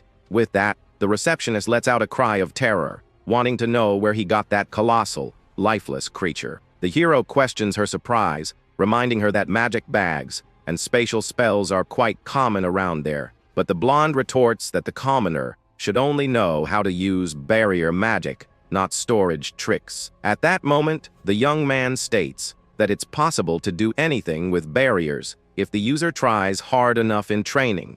The attendant sighs, thinking that it's not possible to do something so difficult with just a bit of effort and dedication. The protagonist then notices that the woman has given up trying to understand and wonders if he has confused her even more now. On the ground, we see the clean carcass of the dragon as the employee notes that she has never seen a corpse in such perfect condition. Curiously, she asks how the young man managed to defeat the beast without causing any damage to its body. The exile then calmly reveals that he simply suffocated the creature to its end during the confrontation in the dark forest. Surprised, the blonde asks if he threw the beast into the water, but the boy just observes the monster lying there in the courtyard. In that instant, the master explains that he used his barriers to remove the oxygen and quickly suffocate the target. With that, a sound of shock echoes through the place as the crowd and Ranka's eyes widen in disbelief. The adventurers around whisper, stating that this technique should be impossible for a beginner-level spell, but the master details that he covered the enemy's head and removed only the air from within his invisible dome. The woman then makes a face of total confusion, showing that the technical explanation was too complex for her right now. The young man apologizes for confusing her and assures her that he didn't use any tricks to defeat the dragon. The attendant, Ranka, flashes a wide smile, stating that everyone has now witnessed the hero's incredible ability. With a serious look, the blue-haired young man points to the enormous green dragon lying in the middle of the courtyard. The colossal beast remains motionless on the ground while the adventurers around observe its perfect state of preservation. At that moment, the woman at the reception, breaking into a cold sweat, announces that the guild unfortunately doesn't have the funds to buy the creature. She explains that a monster of this level is worth a fortune, and that the organization doesn't have that much gold on hand. Desperate, the young man screams in frustration, while the other travelers are shocked by the news of the lack of money. Ranka bows, apologizing, but the exile sighs, admitting that the mistake was his for not considering the guild's size. The boy then decides to change his plan and asks if there are any missions available for him to take on now. He then inquires about medicinal herd gathering tasks, and the blonde confirms there is a request to collect 1 kilogram. Without wasting time, the commoner accepts the harvesting job as he prepares to leave the enormous royal building. With a gentle gesture, the employee hands him the official request form and tells the young man to head to the nearby forest.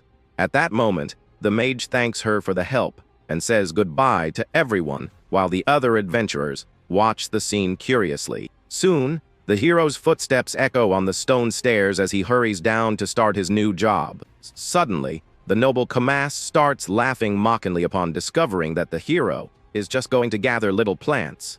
The chubby fellow walks, accompanied by his allies, and jokes that this is a task worthy of a Flood mage. But the protagonist ignores the insult and asks if his opponent has already recovered from the humiliating defeat he suffered in the duel. Annoyed, the villain announces that he is going to the woods to hunt real beasts, and not just weeds like the poor commoner.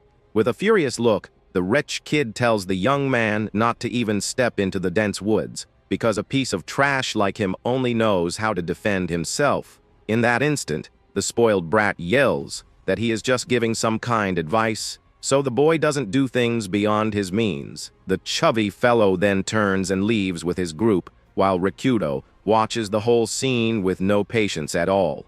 Observing the scene, the kitten wonders if that noble is a fool for underestimating her master, even after seeing such strength. At that moment, the hero reflects that people only see what they want and decides to focus on his new harvesting task now. With that, the young man starts walking toward the forest, stating that it's time to gather the requested medicinal herbs. The mage then arrives at the city limits and observes the landscape as he prepares to carry out the guild service. Suddenly, the warrior activates his barrier magic, but in a totally unusual way that frightens his immortal servant. The small creature then lets out a cry of terror upon noticing that her master is floating in the air very casually and quickly. With total tranquility, the young man lands in the middle of the dense woods, announcing that they have finally reached their destination today. In that instant, the master gives his companion a gentle smile while she continues to grumble about the whole situation. But the kitten Carmilla calls the young man a fool and asks why he is acting as if flying were a normal thing for everyone. The servant then questions how he can fly using only shields, and the exile reinforces that he used his barrier. At that moment, we see the silver pendant glow as the vampire's soul remains indignant with the hero's explanations. Screaming, the small monster states that none of it makes sense, and that his use of magic defies all logic in the world. Calmly, the protagonist explains that the principle behind his flight is actually very simple to understand, he says. The boy then bends down and picks up a small stone from the ground to demonstrate his theory to the very confused servant. The hero then creates a geometric barrier around the object, explaining that the shield is fixed to a coordinate in space. With that, the rock remains floating inside the magic vacuum, while the young man details how the physics of his magic works. At that moment, the commoner moves the protection with his hand, and shows that the stone follows the dome's movement without falling to the dirt ground. The young man reveals that he just needs to envelop his own body in the shield and move it to be able to fly freely through the blue skies now. Arriving in the forest, the warrior prepares for the harvest, but the cat doubts that he knows how to identify the right plants. With a focused gaze, the master activates a giant barrier over all the vegetation, announcing that he will do something very different. Carmilla wonders if that noble is a complete idiot for doubting her master's strength, even after seeing everything. With a reflective look, the young man comments that people tend to see only what they wish to see. The hero then starts walking briskly and announces that it's time to finally gather the medicinal herbs. At that moment, the blue-haired young man prepares to act in the middle of the open field with great determination. The warrior then activates his barrier magic as he begins to explain how his spatial power works. But the servant panics, screaming in surprise as she sees the boy defy the laws of reality. With that, the commoner lands on the grass calmly, stating that they have already reached their intended destination. Remaining calm, the master gives his travel companion a gentle smile, who continues to complain a lot. The kitten then yells, telling him not to act so casually when he is a true freak of nature. Serenely, the protagonist explains that his flight follows a very simple and easy to understand principle. With a quick movement, the hero bends down and picks up a common stone from the ground to demonstrate his technique. In that instant, the young man creates a magic dome and sets exact coordinates in the air for his next step. The rock is then trapped inside the glowing vacuum, floating without falling to the forest's dirt ground.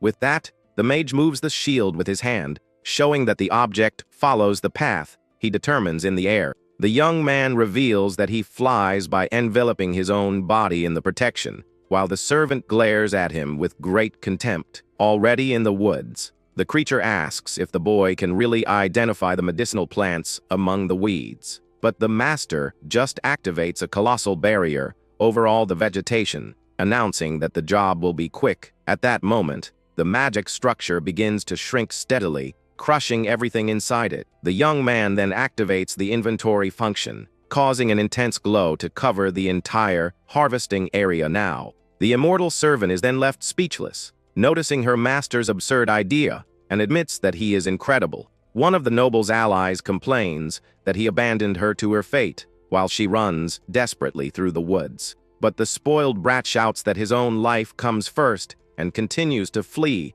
without caring about anyone. Suddenly, the chubby fellow slams into something invisible and lets out a cry of pain, falling to the forest floor. Rakuto then appears and tells him to be quiet, as he has trapped him in a barrier cube, so he won't interfere with the fight. Ignoring the insults, the blue-haired hero prepares an attack technique called a linked bullet. With that, a shot hits the monster that was chasing the girl, saving the adventurer's life right in the nick of time. The protagonist faces the defeated beast with a very serious and focused look, intent on finishing the job quickly. The young woman who was saved turns to her benefactor and asks if he's okay after the quick confrontation. Sitting on the ground, the blonde woman thanks the young man profusely for appearing and preventing the worst from happening. With a small smile, the exile says she can thank him later, as the real danger isn't over yet. The girl is very confused by the answer and wonders what the young man meant by those words. Suddenly, a frightening roar echoes through the forest, and the atmosphere grows heavy with a malicious energy in the air. The conceited noble then begins to tremble with fear, sensing that something terrible is about to happen. A giant, muscular orc appears in the woods, and the short man recognizes the creature as the powerful B-rank orc king. Terrified, the rich kid wonders why the monster is there and shouts that they are all completely doomed. The coward throws himself on the ground, crying and calling for his mother, while the hero observes everything calmly and without fear. With a look of pure fury, the beast faces the adventurers, ready to crush anyone who crosses its path. The colossal creature then leaps into the air with its club in hand to attack the blue-haired young man with full force. But the protagonist just cracks a confident smile, showing no concern for the impending blow. In the blink of an eye, the giant monster is trapped inside a complex, glowing, and very strong barrier cage. In shock, the noble wonders how the monster was sliced up so quickly and with no apparent effort. The protagonist then reveals that he used his wire attack form with the barrier's transformation. He explains that he just made the shield as thin as a thread to create a deadly and very sharp blade. But the spoiled brat doesn't accept that a flawed mage could use such a complex technique. The exile faces his rival with a serious and confident look after his overwhelming victory in the forest. With a smile, he warns that if the rich kid always thinks everything is impossible, he will never accomplish anything. The scene then cuts back to the adventurers' guild as a loud sound draws everyone's attention. Arriving at the location, the blue-haired young man notices a great commotion and a strange noise inside. Several warriors are gathered at the service counter, making the receptionist very tense about the situation. One of the men with a hat on his head seems to be begging for something, while the woman looks at him worriedly. The protagonist approaches to understand what's going on, and the employee immediately recognizes the young man. With relief, she says his timing is perfect and asks if he managed to get the medicinal herbs. The man in the hat turns and asks if the boy needs the plants, because they need a lot of them. Seriously, the hero asks for the exact quantity the man needs to solve the problem. Pointing his finger, the man states that they need at least 100 kilograms of all that material. The mage then strokes his chin thoughtfully and quietly repeats the large quantity that was requested. Seeing his hesitation, the adventurer asks if getting that much would be a very difficult task. But the young man reveals that he has 500 kilograms, and the man's eyes widen in disbelief. The receptionist is also astonished, and the boy admits that he got a bit carried away with the harvest. In disbelief, the woman repeats the question, and the hero extends his hand to show all the material he brought. He releases all the medicinal herbs, making a giant pile of leaves that leaves everyone inside the guild speechless. With that, the hero gets serious and asks if, by any chance, there were any casualties or injuries somewhere far away at that moment. The gentleman in the hat replies yes, because in a neighboring village, many residents have recently suffered various types of attacks. He then details that a distress message was sent urgently, asking for all available healing potions in stock. The mage then prepares his mana while holding the harvested material, ready to take the next step of his important mission. At that moment, the blue-haired young man questions if he should go there personally to treat all those serious injuries. But the man is startled and asks if the young man is a doctor, but the commoner states he is just a very experienced barrier master. He explains that he can use his shields to close wounds and heal people, leaving the gentleman very surprised by his power. With that, the man agrees on the spot, stating that he understands the situation perfectly and accepts the new ally's help without hesitation. The gentleman guarantees that he will entrust everyone's lives to the boy, while the mage wonders if he really believes him so easily. At that moment, the adventurer smiles and says he has a trained eye for recognizing good and talented people like the protagonist. The exile focuses his gaze, showing that he is fully determined to solve this problem and save the kingdom's residents. With a firm handshake, the veteran asks the boy to take good care of that village and his friends in danger right now. The hero then asks for the exact location of the place and discovers that the town is called Itoi and is in a nearby kingdom. The protagonist then recognizes the destination's name and realizes the village is located right next to another famous region. He remembers that this place is a neighbor of Myoko and plans the best way to get to that area as quickly as possible today. But the gentleman says he has prepared a carriage for the journey. However, the barrier master states that he doesn't need any of that. The man doesn't understand what the young man means and watches the mage extend his hand to prepare his next great magic technique. With that, the warrior explains that he has passed through that town before and can fly there in just a few short moments. At that moment, the veteran is in shock, asking if he uses teleportation, and the hero just agrees, leaving now with the gentleman. In a flash of light, the pair appears in the middle of the square, and the boy reinforces that he is just a mage focused only on shields. The gentleman then opens his arms, overjoyed, praising the utility of that technique and confirming he has a good eye. With a gentle smile, the blue-haired hero calls his companion to hurry to the rescue site. The exile then moves forward, very focused and determined to heal all the injured people in that village as quickly as he can. But suddenly, the two stop in the middle of the road, completely confused by the bizarre scene that appears before them. At that moment, a giant green monster raises its wooden club, attacking the residents of that poor place.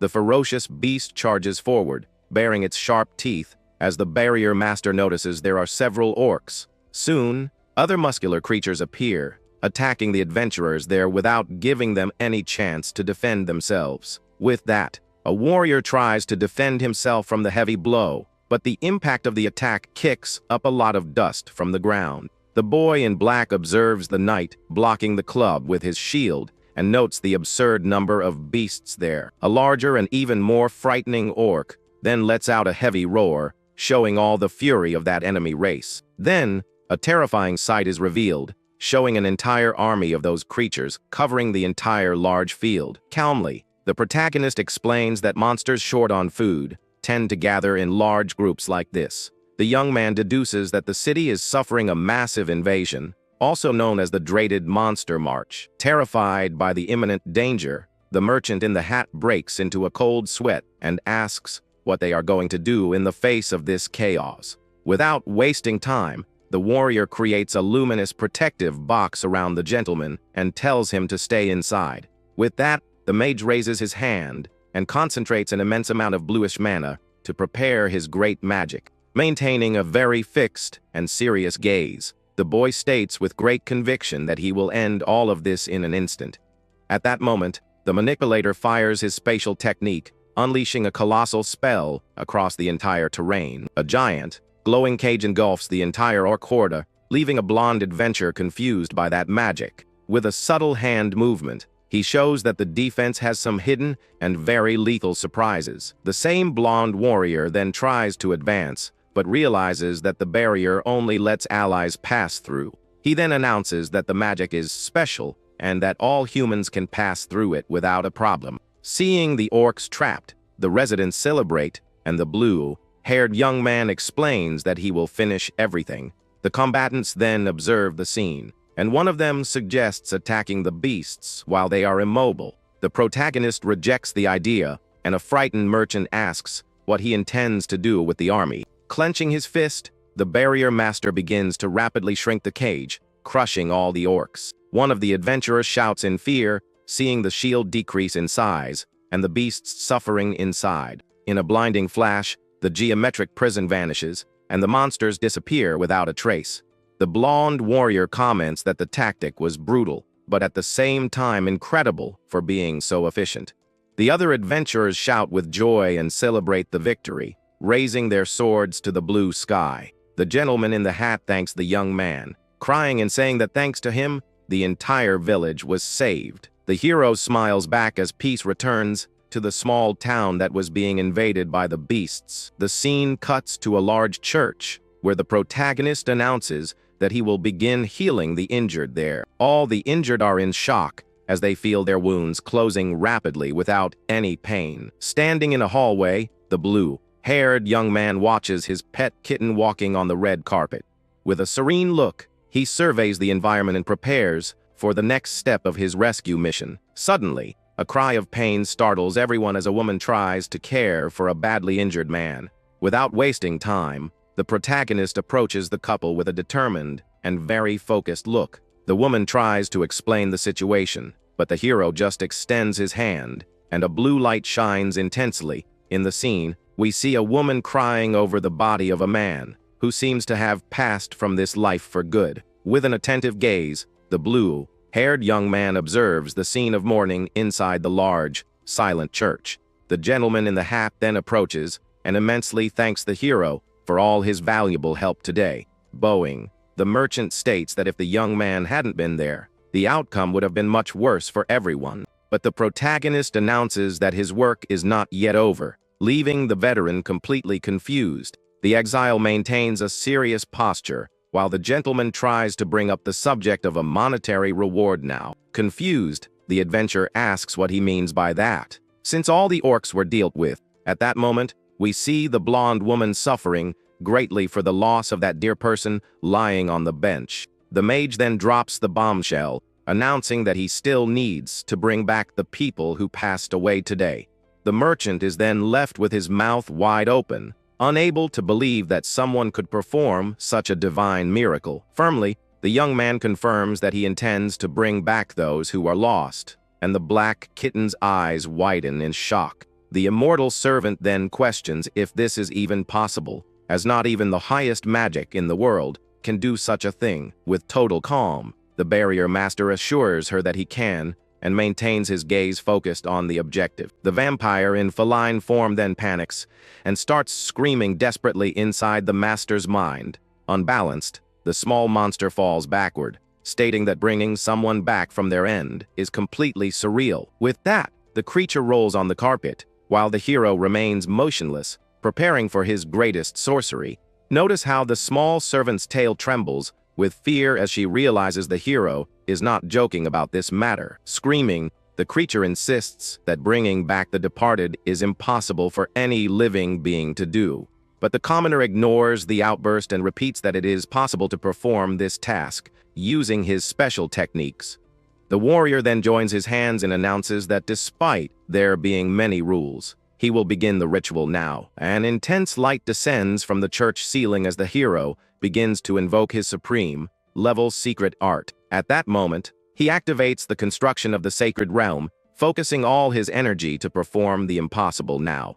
The kitten realizes that this is the power of purification and explains that it is the highest level of healing that exists. With that, the servant wonders if her master has created a domain where only gods could truly dwell. The mage praises his partner's knowledge, while maintaining a confident smile, even in the face of such difficulty. Soon, we see souls being summoned from the heavens to return to their proper vessels. In that sacred place, a brilliant energy enters the deceased's chest, beginning the process of revival that defies all natural laws. Sweeting profusely, the commoner states that the spirit has already returned to the body, but that the work still requires a lot of focus from him. The young man then begins to close the person's final wounds, using his mana to reconstruct the damaged tissues. Suddenly, the man lets out a heavy sigh and opens his eyes, showing that life has finally returned to him now.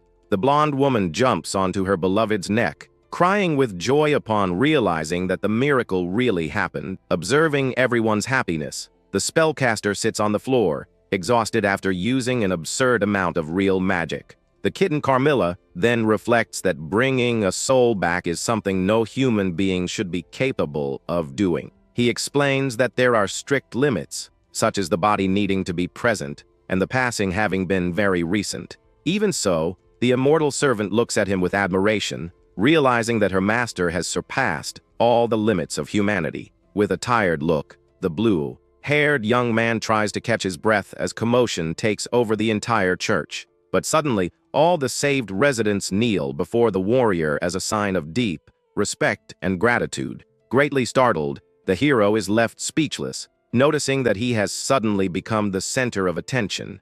The merchant shouts in desperation, claiming that everything is clear now, and that the boy is actually a powerful deity. Under the cross, the protagonist feels very pressured with the title of a god, and wonders how to get out of this situation. The sacred symbol glows as a divine light, fills the entire environment of the ancient church. With that, the hero feels very awkward, realizing that everyone is treating him as if he were a real god. Walking hastily, the blue-haired young man decides to leave before the confusion gets any worse today. We then see the pair walking through the village streets as an air of mystery continues to linger. Curious, the kitten asks what her master's secret is, as his powers make no logical sense. Shouting, the servant recalls that he used a light of total destruction and then brought people back to life. She reinforces that no ordinary human could perform such feats and questions who trained the commoner. Keeping a steady pace, the mage begins to tell her about the person who taught him everything he knows today. The hero reveals that he had a master, and the vampire cat becomes interested in learning more about this mysterious mentor. He explains that his master could also only use a specific type of sorcery called no magic. We then see that there are 6 basic elements in the world, being earth and water, as well as fire and wind. The protagonist then points out that there is a very rare 7th element, which is precisely this null category. Walking through the city, the young man details that his barrier arts fall into this different group. Surprised, the small cat asks if this tutor would be even more powerful than the barrier master himself. With complete certainty, the young man states that his mentor is much stronger and possesses absurd knowledge. The warrior then reveals that this person's name is Lovemarie, leaving his immortal servant in total shock. The vampire freezes in the middle of the street with wide eyes, unable to believe what she just heard. Noticing her strange reaction, the exile asks what's wrong, but the small cat seems to have lost her voice. The creature then remembers that Lovemarie is one of the 8 most powerful mages to have ever walked the earth. She finishes by thinking that this woman is known as the fearsome witch of the world and carries a huge burden. The hero is confused by the titles, Witch of the World and Sentinel of the Underworld, wanting to know which one is correct. The small servant then explains that the second name is just an affectionate nickname that everyone gave his mentor. The kitten then details that the woman constantly watches over the land of the departed with great attention and extreme rigor. With that, the sentinel ensures that evil souls can never escape and return to the surface of the real world. We see an image of the powerful Lovemarie sitting on a rock throne, observing the flow of dark souls. At that moment, the legendary sorceress appears with a piercing gaze while lightning cuts through the dark sky in the background. The vampire states that all demonic beings feel immense dread just by hearing that dangerous woman's name. With a smile, the creature says that she now perfectly understands the reason for so much strength coming from her young master. The exile then agrees that her training was out of the ordinary, as she could defeat dragons using only her hands. The blue-haired young man comments that she didn't even need magic to defeat ancient and very powerful monsters. The hero then becomes thoughtful, remembering when he met his mentor on a day of very heavy rain in the past. We see the small boy huddled on the ground, while the witch observes him from above with a very imposing and serious posture. Desperate, the servant begins to sob, having been captured by the disciple of that living legend. At that moment, the kitten feels very miserable and curses her luck for being stuck with the barrier master. But the hero asks her not to be so depressed as they walk through the city toward their next destination. With that, the small monster gets annoyed and shouts that he is the last person she wants to hear from right now. The scene soon cuts to the guild, where the matter with the merchant in the hat has been resolved very positively. The protagonist then tells the receptionist that he is leaving, but someone grabs his arm with force. Surprised, the commoner looks back and realizes that the blonde attendant doesn't want to let him leave so soon. In that instant, the blue-clad warrior asks what is happening while waiting for an explanation from the woman now. The attendant begs the mage to wait a little longer and says she will run to get the guild master now. At that moment, the blue-haired young man questions if the woman really needs something, as she seems very nervous. With that, the employee explains that the organization's leader wishes to have an important conversation with him in the near future. But the young man admits he is exhausted from his first mission and quickly declines the invitation right there. The hero then says he just wants to go home and rest, suggesting they leave the matter for another time. The cat servant then observes the conversation with an attentive gaze while her master tries to get out of the awkward situation. In a gentle tone, the exile apologizes to the receptionist, Ranka, indicating that he really can't stay. Suddenly, the protagonist extends his palm and activates a bright light between himself and the very surprised employee. The blue-clad warrior smiles, saying that the chat with the boss will have to wait, as he begins to vanish into thin air. In a flash of bluish light, the barrier master uses teleportation and disappears from in front of the blonde in a quick blink of an eye. Completely astonished, the woman is left with her jaw on the floor, unable to understand how the young man escaped in such a magical way. The scene changes, showing the ins facade as the hero reflects on how tiring today was. Entering the room, the blue-haired young man feels completely drained from all the effort he put in. Suddenly, the small cat Carmilla approaches the feet of his fiancée, who was eagerly awaiting her beloved's arrival. Very excited, the golden-haired woman shouts the young man's name and runs toward him, showing how much she missed him. With a caring movement, the blonde jumps into the mage's arms and gives her future husband a very tight hug. At that moment, the young woman flashes a radiant smile and states that his return is what matters most to her heart. The protagonist returns the gesture, saying that being home makes all his tiredness simply disappear at once. But the young man makes a startled face, noticing that his routine is returning to normal, and wonders if he can rest now. Observing the entire romantic scene, the immortal vampire has a very serious and suspicious look on her face. The hero then throws himself on the bed, feeling tired, while the blonde woman takes the opportunity to approach him affectionately. The couple then chats, sitting on the edge of the mattress, and she comments that he took a long time to return from the mission. With a serene look, the young man admits that a lot happened, and his fiancée praises the good work he did today. Thoughtfully, the exile reflects that he met many different types of people today, and notes how vast the world is. With that, the young man realizes that he now lives in a completely opposite environment from where he used to live in the past. Smiling, his companion reminds him that there are now many people who truly recognize her beloved's real worth. At that moment, the hero remembers the people who now depend on him, setting aside that annoying and envious noble. Observing the scene, the cat servant rests on top of the furniture while the atmosphere between the couple becomes increasingly light. Lying down, the commoner states that adventurer missions will help stabilize their income and bring a better life. With determination, the warrior looks into his beloved's eyes and promises that he will do everything to make her the happiest woman. Surprised by the declaration, the young blonde woman's cheeks flush and her eyes shine with emotion.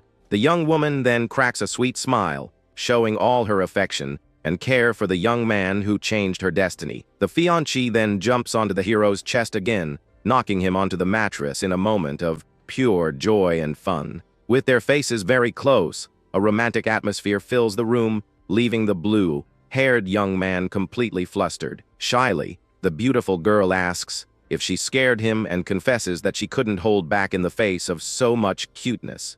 Holding his hands, the blonde assures him that just the master's presence is enough for her to feel complete and happy. Looking at the ceiling, the protagonist says he understands her feelings and feels very grateful to have someone like her by his side. At that moment, the two hug each other tightly on the bed, enjoying that instant of peace and great unity. In the back of the room, the small cat Carmilla watches everything with a bored expression, not understanding how they can be so mushy. Finally, the young woman rests her head on her beloved's chest and closes her eyes, feeling safe and protected in his arms. At that moment, we see the kitten Carmilla cleaning her face with her paw while enjoying the calm of the inn-room. Soon after, the beautiful fiancée Flare leans over her beloved, showing all her affection and love in that special moment.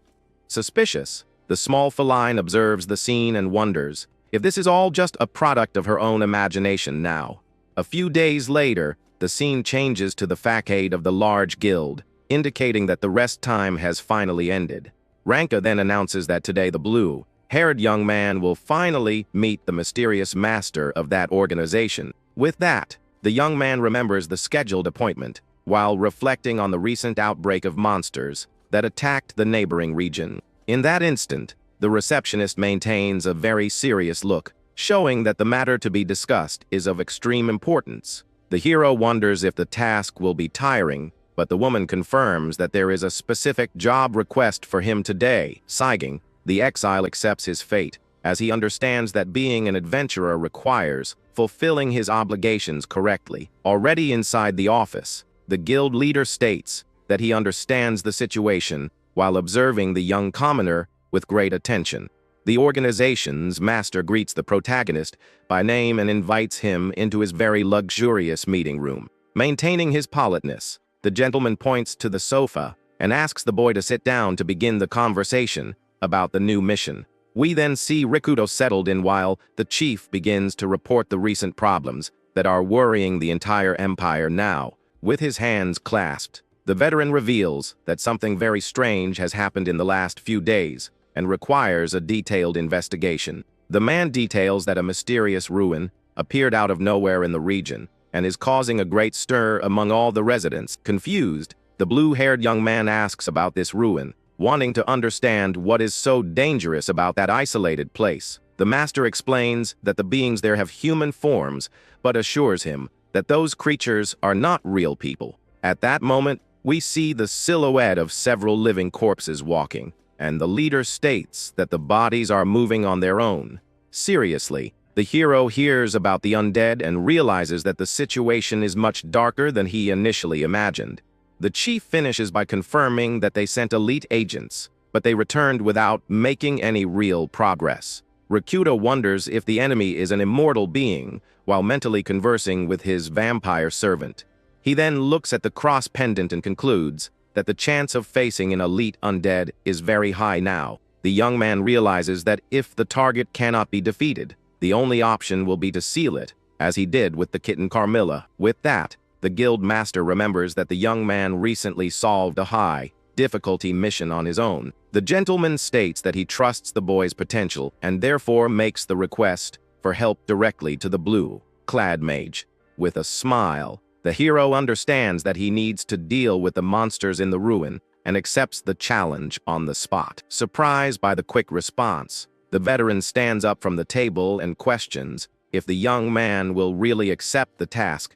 The commoner says he will fulfill his duty, but makes it clear that he will demand a great reward for his effort. The leader guarantees that the payment will be made for sure, as the young man prepares to leave the enormous guild. We then see the adventurer's firm steps beginning his journey toward the place, surrounded by so much mystery. At that moment, the warrior arrives at the village and wonders what is really happening in that empty place. He observes the village from above, wanting to understand why the region is so quiet and without any residents. The mage discovers that a dungeon has appeared nearby and was planning to ask the people of the small village for information.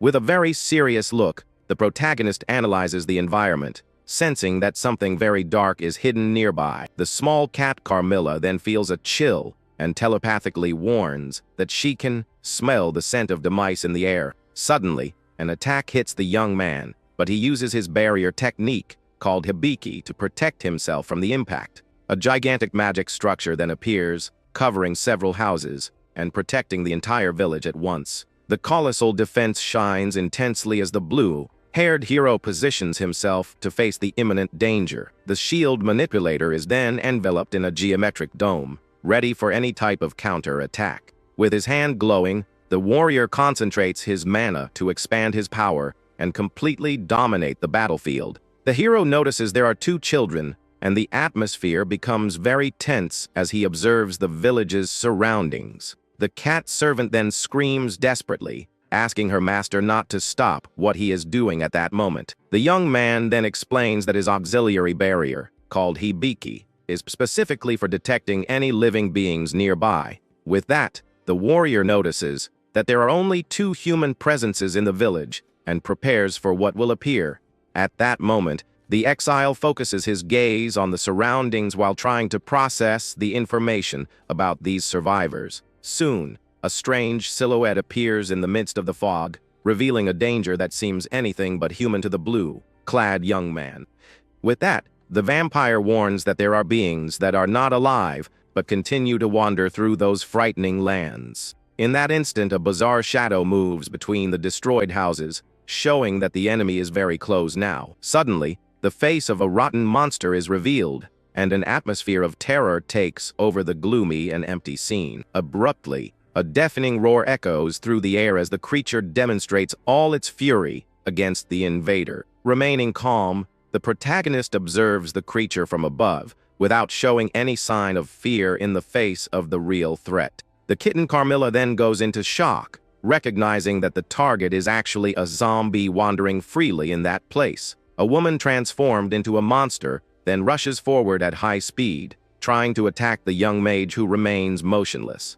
Soon, another figure appears running down the dirt street, showing that the army of the undead is growing very quickly. Desperate, the servant tells the young man to flee and warns that a single bite can turn any human into one of those creatures. But the hero responds calmly that everything will probably be fine and is not fazed by his cat servant's screams. Annoyed, the small monster questions why he doesn't quickly take care of the beast before the danger worsens for them. With a piercing gaze, the barrier master states that he will not take that creature's life, leaving the cat confused.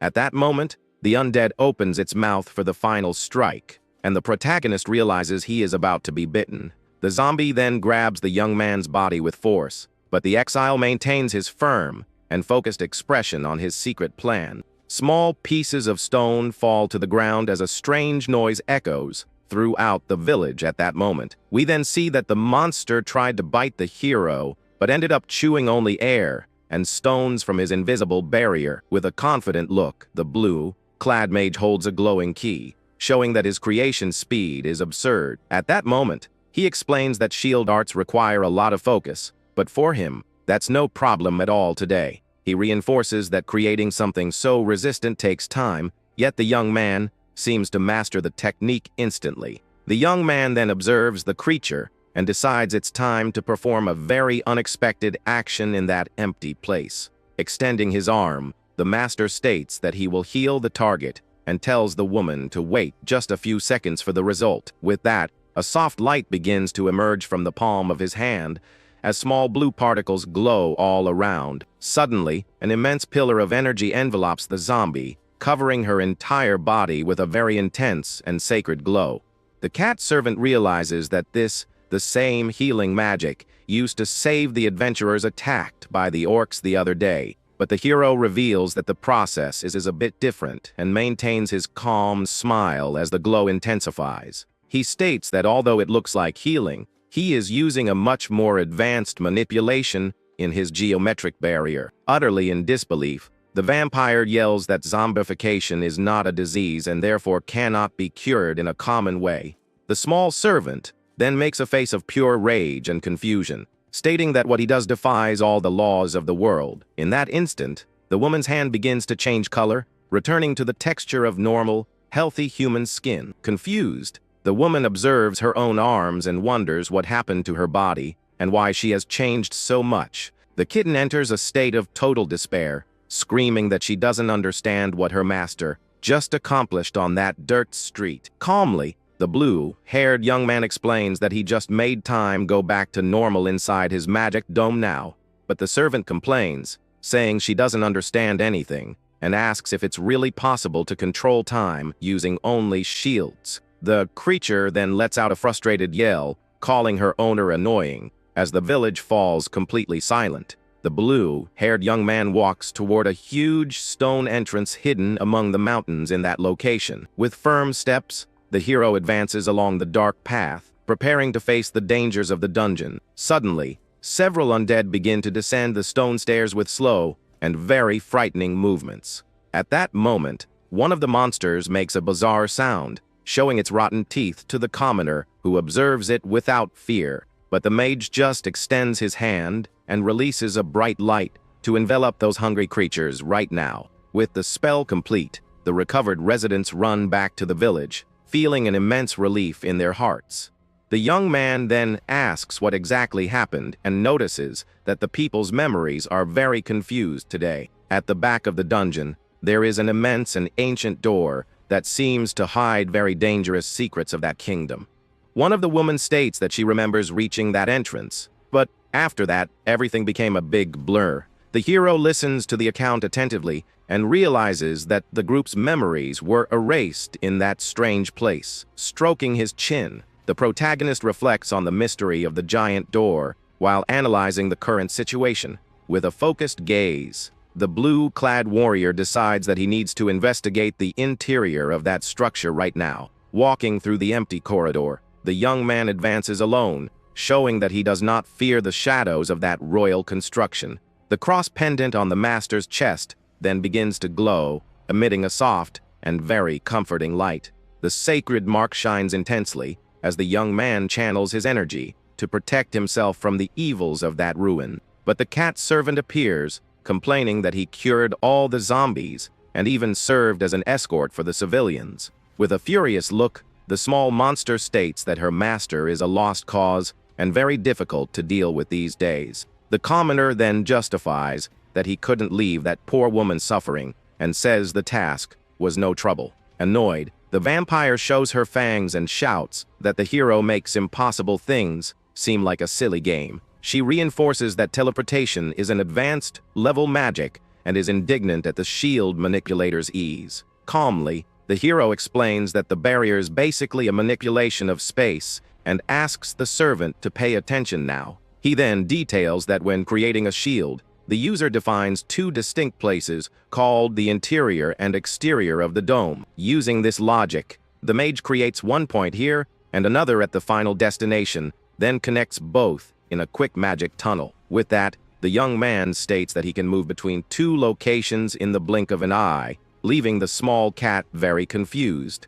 Even after hearing everything, the vampire yells that she doesn't understand anything and questions who the people she mentioned earlier were. At that moment, the master asks who they are, but the small creature covers her own mouth, showing immense dread. Very seriously, the young man insists that she tell the truth, but the girl trembles with fear and states that she cannot say any names. Cornered, the servant reveals that if she utters those names, her life will be taken immediately by those powerful beings. Observing his companion's panic, the commoner reflects on who these dangerous and mysterious individuals might be. The blue-haired hero then wonders if she is talking about high-ranking vampires who rule the shadows. Suddenly, a purplish energy takes over the place as the undead continue to wander through the abandoned ruins. The monsters then let out frightening roars as the pair prepares to face whatever lies at the end of the corridor. With a piercing gaze, the master decides that he will find out the truth on his own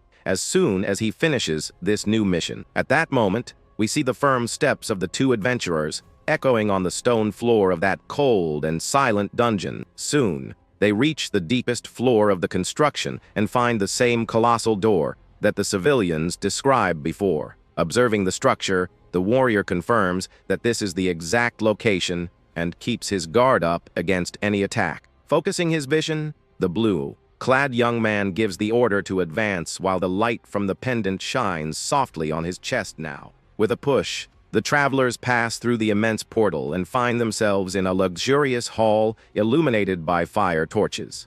A surprising sight is then revealed, showing several figures standing in a line before a very sumptuous royal seat. Sitting on the throne, we see a woman with glasses and an authoritarian look, accompanied by two servants standing by her side now. The mysterious blue-haired woman observes the visitors with a very calm and superior look from her royal throne. At that moment, the hero states that she must be one of the high-level vampires who rule those shadows. Surprised, the small servant asks how he figured that out, and the young man reveals it was just an accurate guess. With that, the villain in glasses stares intently at the boy as her eyes glow with a very intense blue energy. The commoner perceives that the woman's mana flow is much more overwhelming than Carmilla's own power. Strange noises begin to come from the surrounding undead, indicating that the situation is becoming dangerous.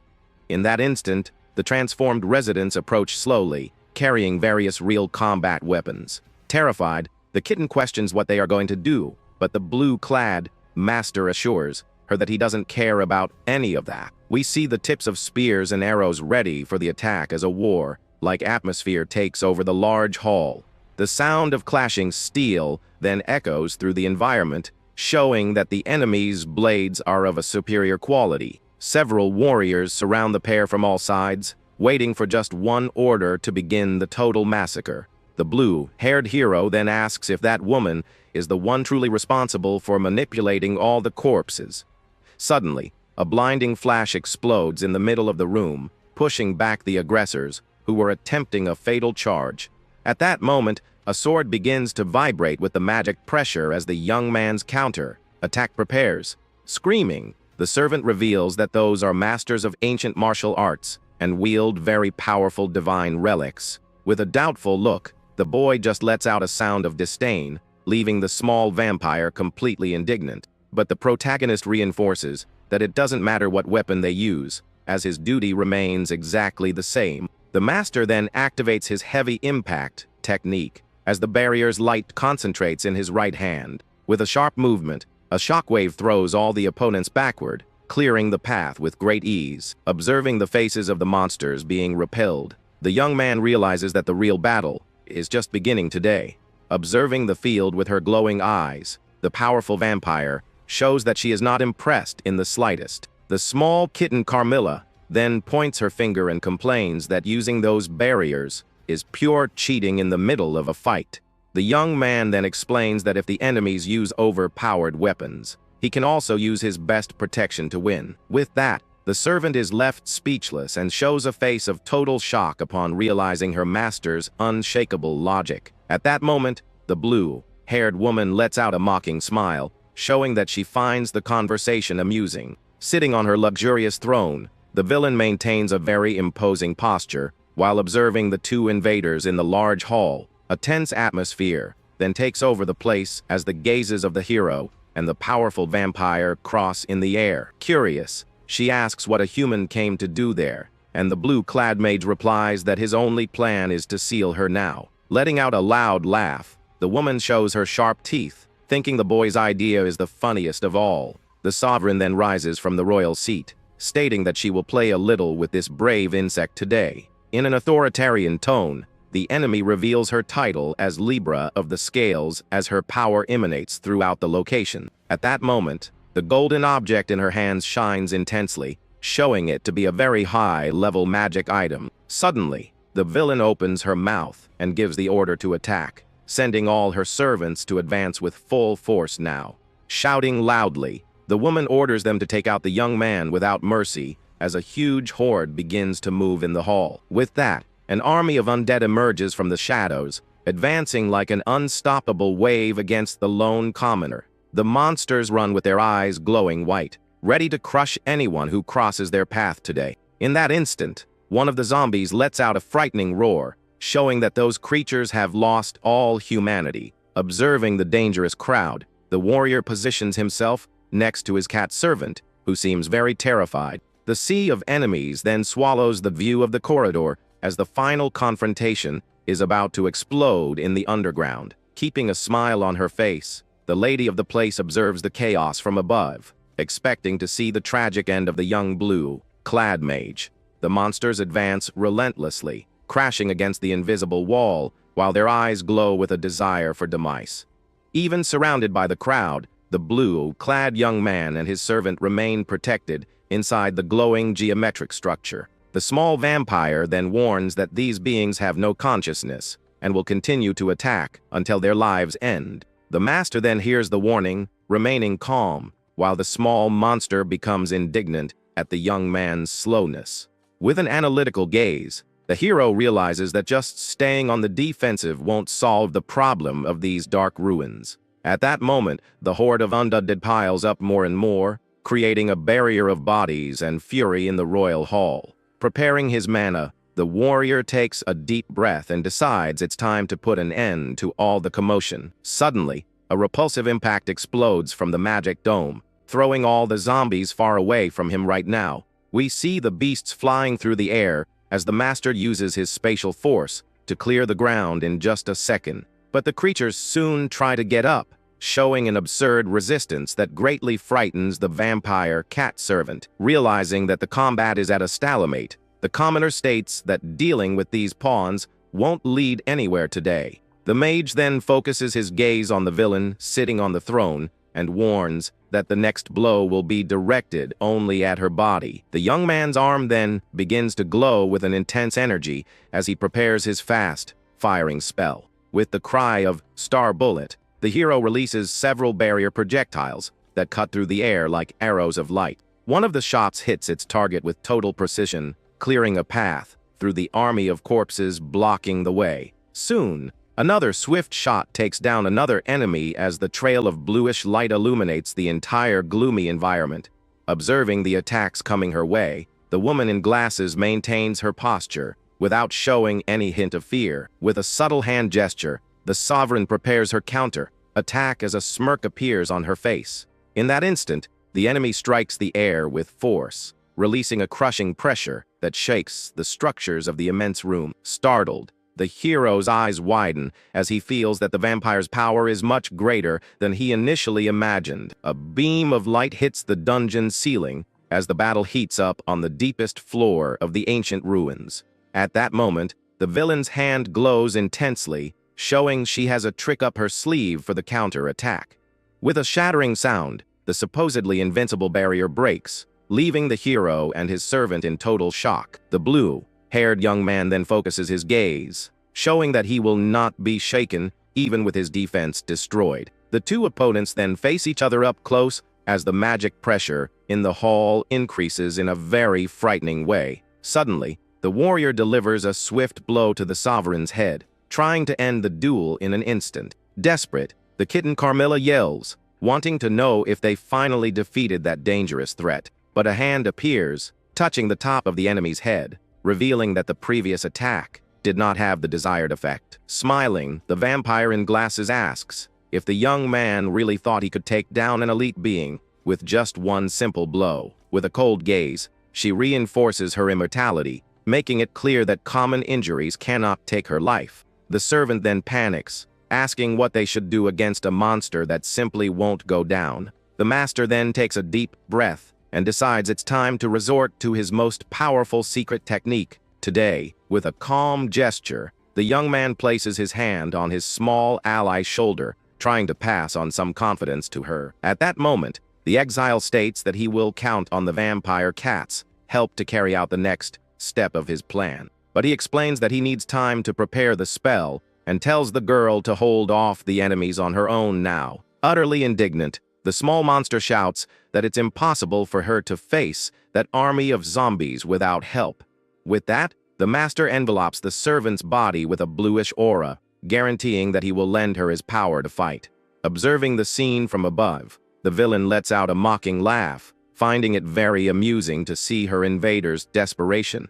The horde of undead then advances, while the kitten warns that she will flee as fast as her legs can carry her. The hero then makes a very serious face and threatens to extinguish his companion's flame of life if she tries to abandon her post today. Filled with rage, the small servant glares at her master and wonders if he is actually a heartless demon now. She then yells, asking if the young man is truly an evil being for forcing a defenseless girl to fight alone. But with no time to complain, the vampire runs toward the army of undead, letting out a cry of pure hatred today. Firmly holding her silver dagger, the kitten prepares to slice through all the enemies that cross her path now. With a quick movement, she adjusts the blade in her hand, focusing all her attention on the rapidly approaching horde. The small warrior then leaps into the middle of the crowd and begins to deliver deadly blows against the hungry zombies.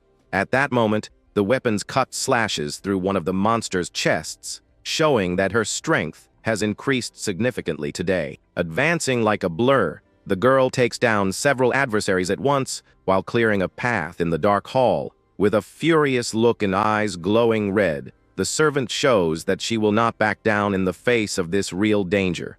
Meanwhile, the blue-haired young man watches the fight from a distance and states that his ally should be able to hold her own now. The sovereign of the underground then places a hand on her head, indicating that she is finding the whole situation quite annoying. The two leaders then face each other with confident smiles, realizing that the real contest is about to begin today. In that instant, the golden scales shine intensely, revealing that an ancient and very dangerous power will now be used. Rising the sacred artifact, the woman in glasses announces that she will act first and tells the human to prepare for his fate.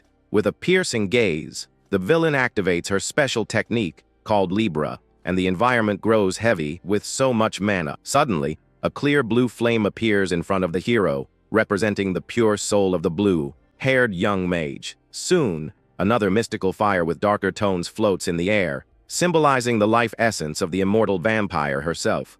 The enemy then places the two souls on the plates of the golden scales as the final judgment begins in that empty place. Focused, the blue-haired sovereign observes the artifact's balance, wanting to discover which life holds the greater weight.